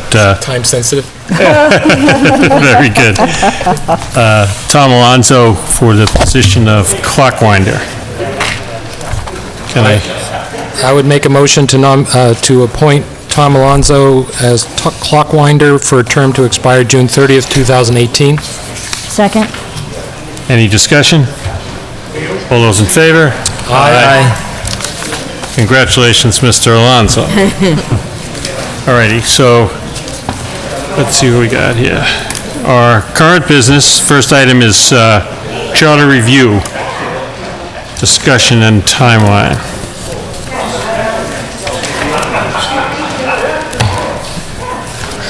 Right? Yes. So, the charter review committee composition, you have an item in your... Yeah. It's so hard to say between him and the road, but they'll make safe. Some might say, please. He'll be free again in September. He's a very,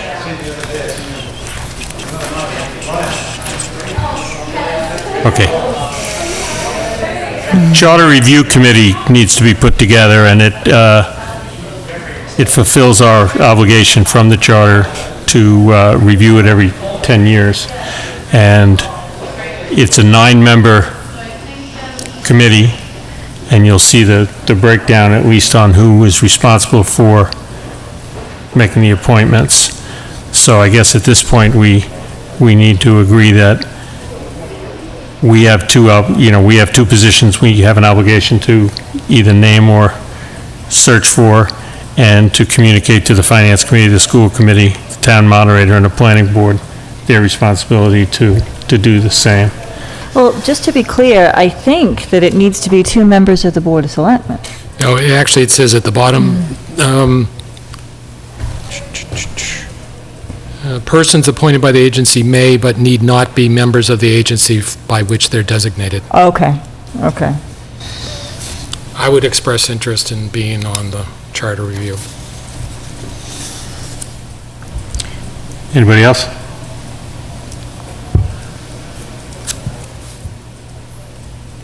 I would be willing to do it. My husband will kill me, but... Well, I was going to say that I'd do it if we didn't have another nominee, but if you want to do it, that's great. No, you know what? If you want to do it, you can take it.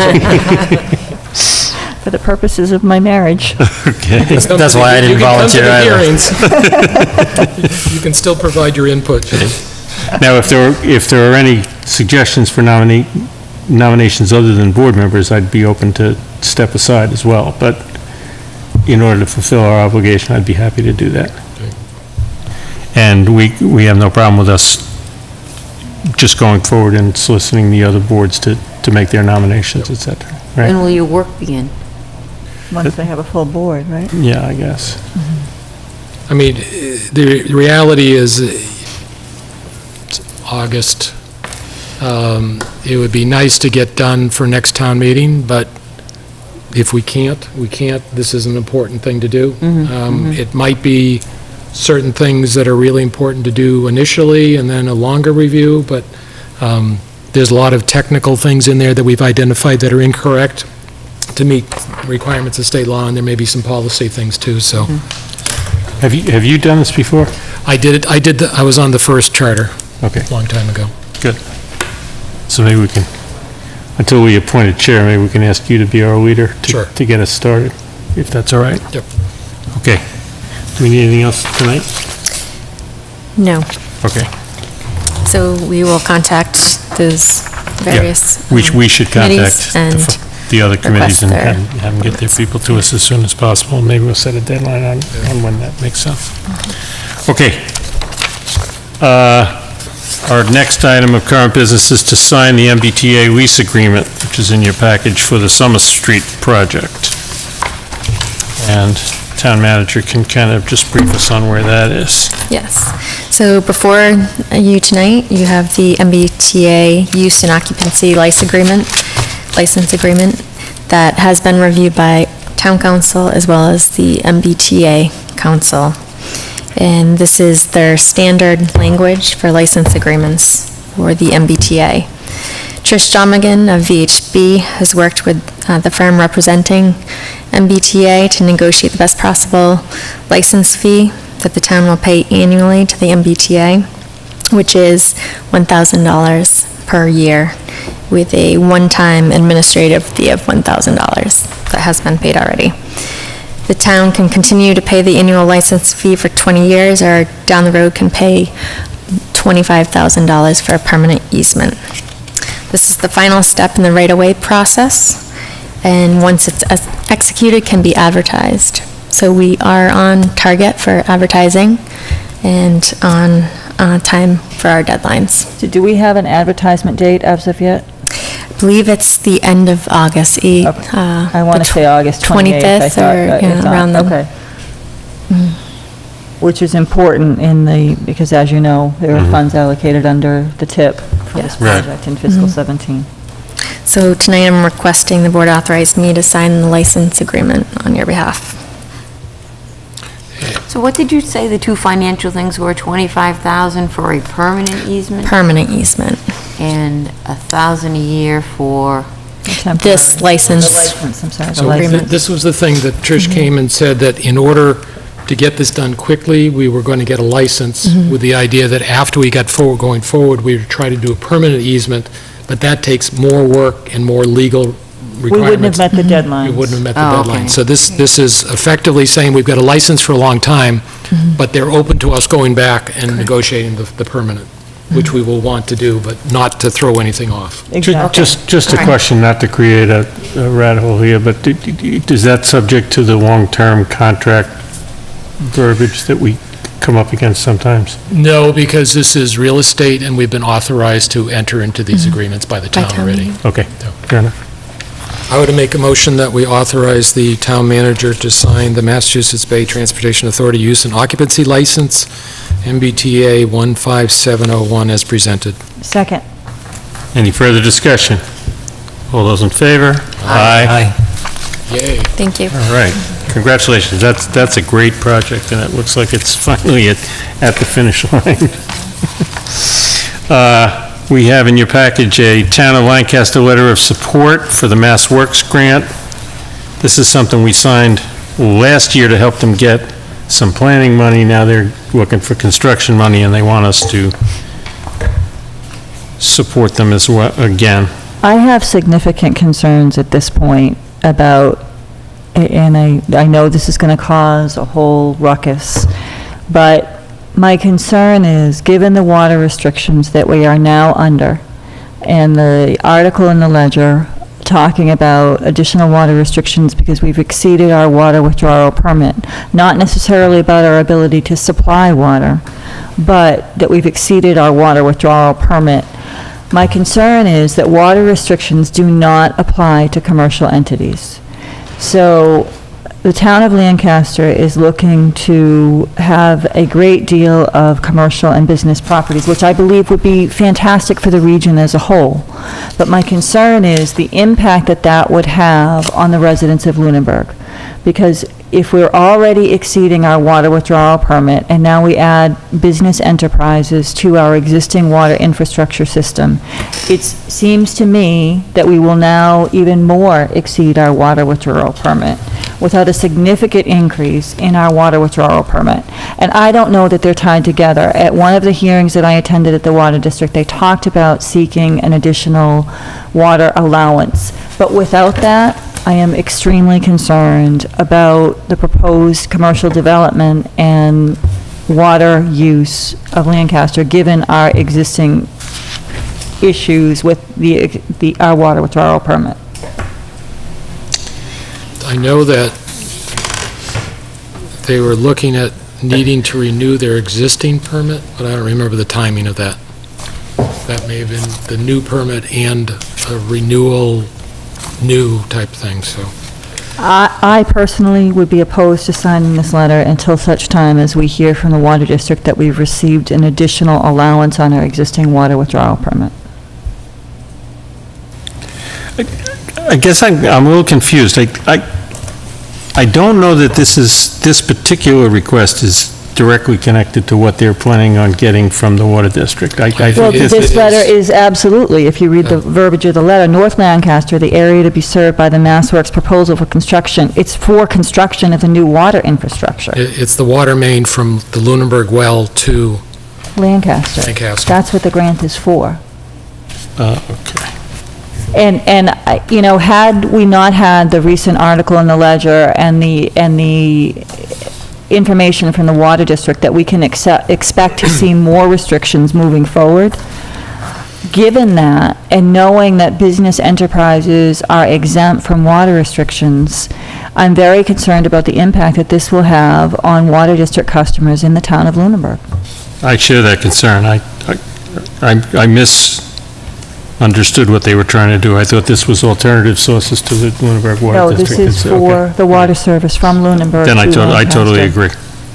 And another point is, probably most of the town buildings are on, get water from the Water District, right? Yes, yes. So it's a double whammy. It Right, but impacts the it's town. important to understand that the town businesses would not be affected by water restrictions, but homeowners would. So the restrictions that are in place now as to the use of water and when you can and can't water, and according to their own article, the Water District talks about this is a prelude of things to come. My concern is if we're already exceeding it, by adding to that, we're only going to exacerbate an existing problem. We should be able to get an answer of the Water District before the next meeting. On the water withdrawal permit.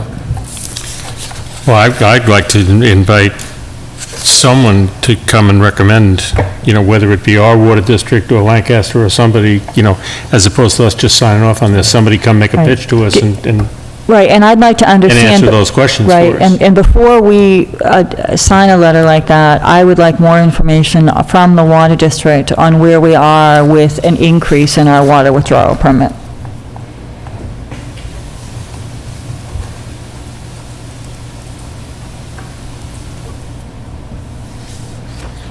Okay.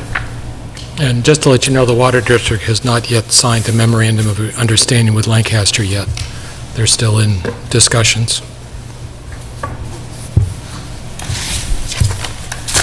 Alrighty. Let's see what we got here. We have minutes for July 11th and July 18th. Well, they're over, Which they're they're- down which here. are- They're down there Yeah. already, great. Warrants.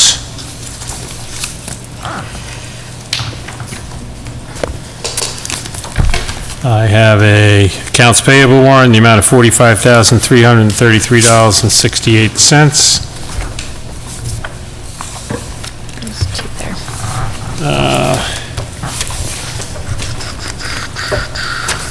A water billing in the amount of $6,592.46. The Lunenburg Water Department, not the Lunenburg Water District, of which water comes from the city of Fitchburg. Right. So it's not subject to our withdrawal permit or other things. Right. Accounts payable in the amount of $78,840.31.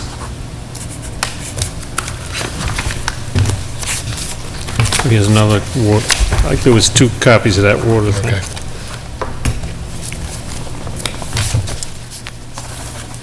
Accounts payable in the amount of $625,236.38. And accounts payable in the amount of $378,331.56. The middle school, high school construction. And a payroll in the amount of $611,479.85. Any action items? Action file issues?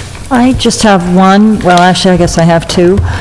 At our last meeting, there was a proposal for a budget revision request for the projector mounting stabilization bars for $9,600. And this board, actually, it was at a meeting on July 11th, and we asked for more information as to whether that would be covered by the developer, the manufacturer, the architect, but that it should be something that was covered under the project. And I was just wondering if we had an update on where we are with that. Well, if I remember, I think we had a follow-up meeting after that meeting. Okay, maybe I And- wasn't in attendance at that meeting, okay. Right. And essentially, it was a procedural issue where the bill had already been processed and paid, but it required a signature of the chairman of the board.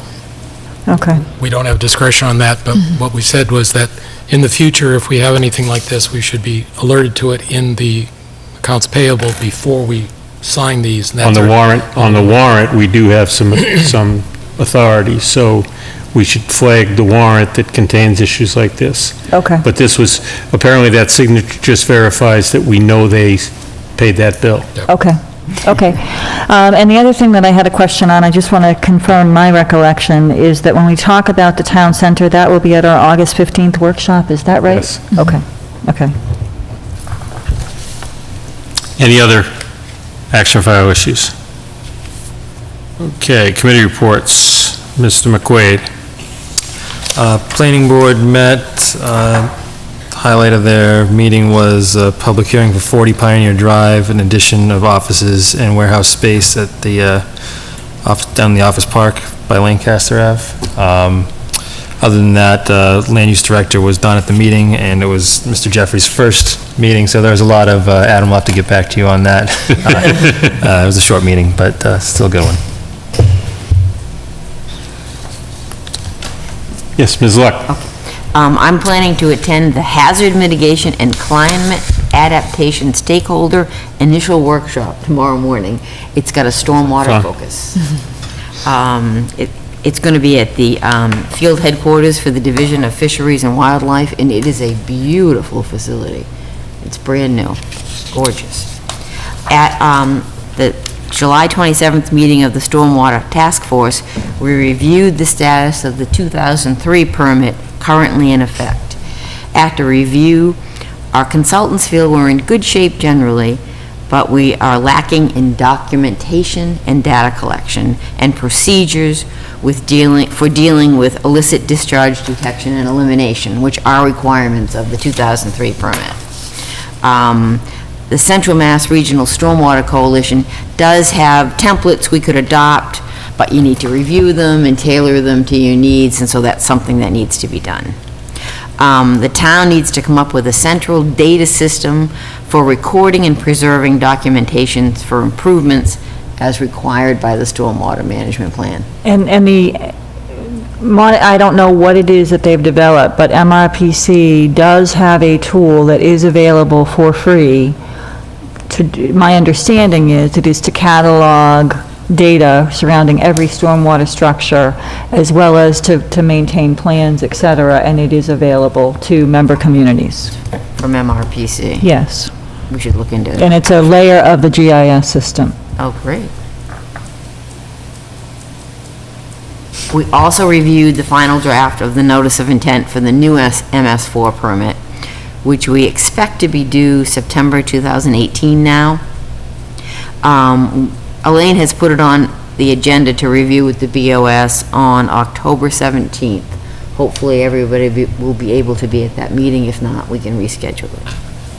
The town manager has informed the Stormwater Task Force that it may begin to utilize the $25,000 Community Compact Grant, and that'll be a discussion at our next meeting on August 24th.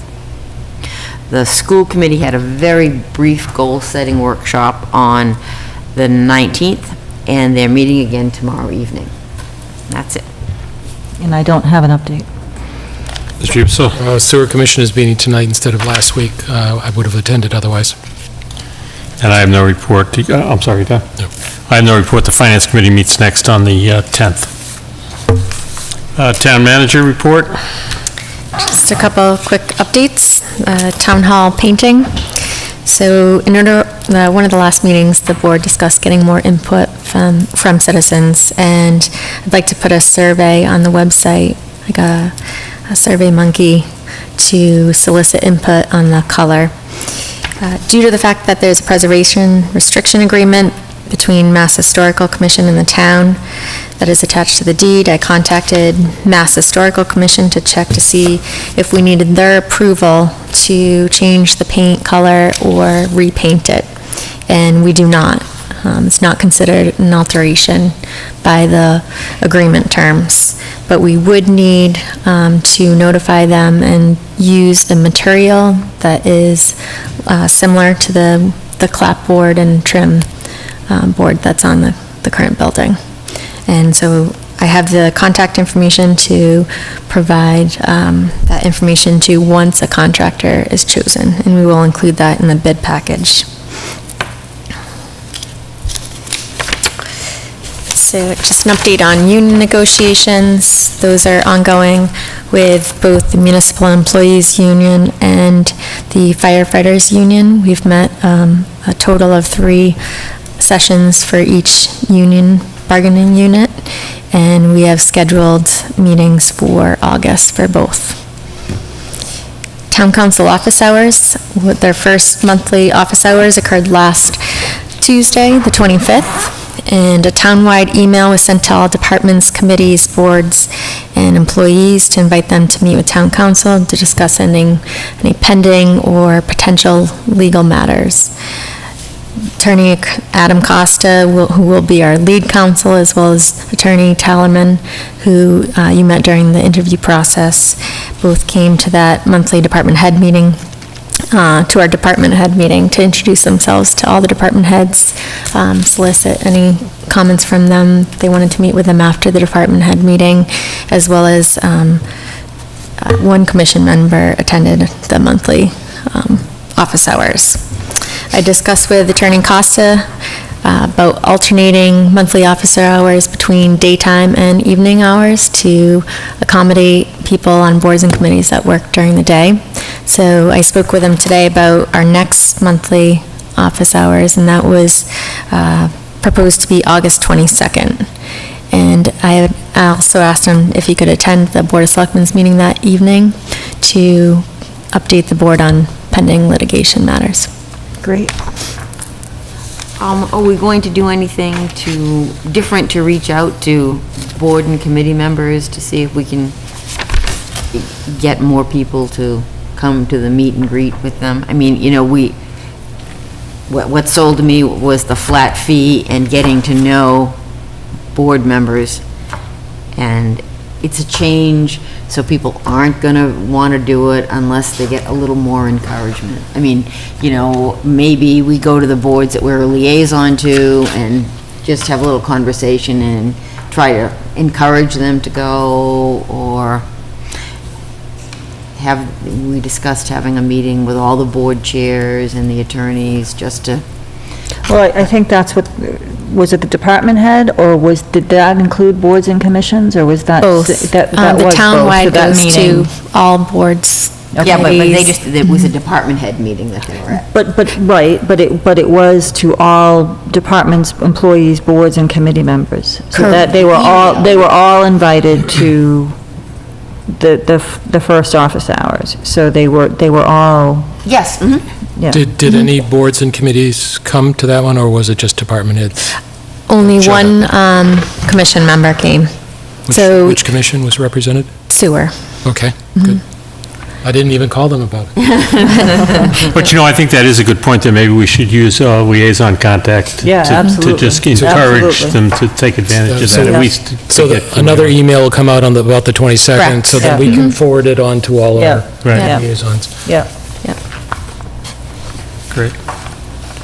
And just to clarify, yeah, that wasn't scheduled just for the department head meeting. It was at the tail end of the department head meeting, so it made it easy for department heads to meet with them. And then anyone else after 12 o'clock that day was able to meet with them.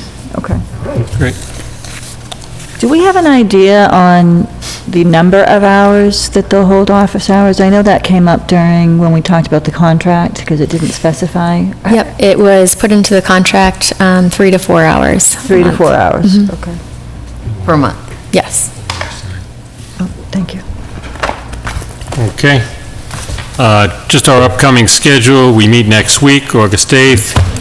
The 15th is our workshop session, which again, I remind you, is a public meeting, but we will not televise it. That one, we're concentrating on town buildings, and then we will meet on August 22nd.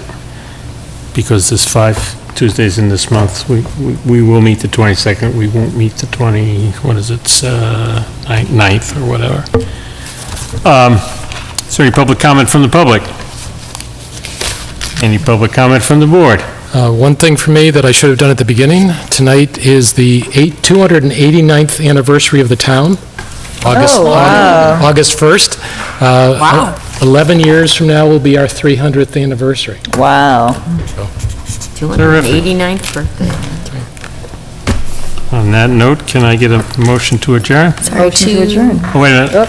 Hold it. on. What do we got? Thank you letters. Sorry. These are for, Okay. Can I read these, or are they surprises? they're not surprises. Okay, we have thank you letters for committee members to Douglas McMillan for his time on the Agricultural Commission, for Stanley Young on the occasion of his retirement as town constable, and for Mr. Stephen Schaff for his volunteering on the Cemetery Commission.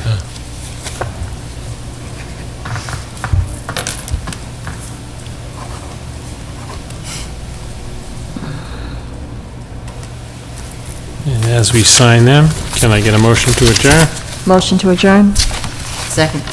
All those in favor? Aye. Thank you. Good night, everybody.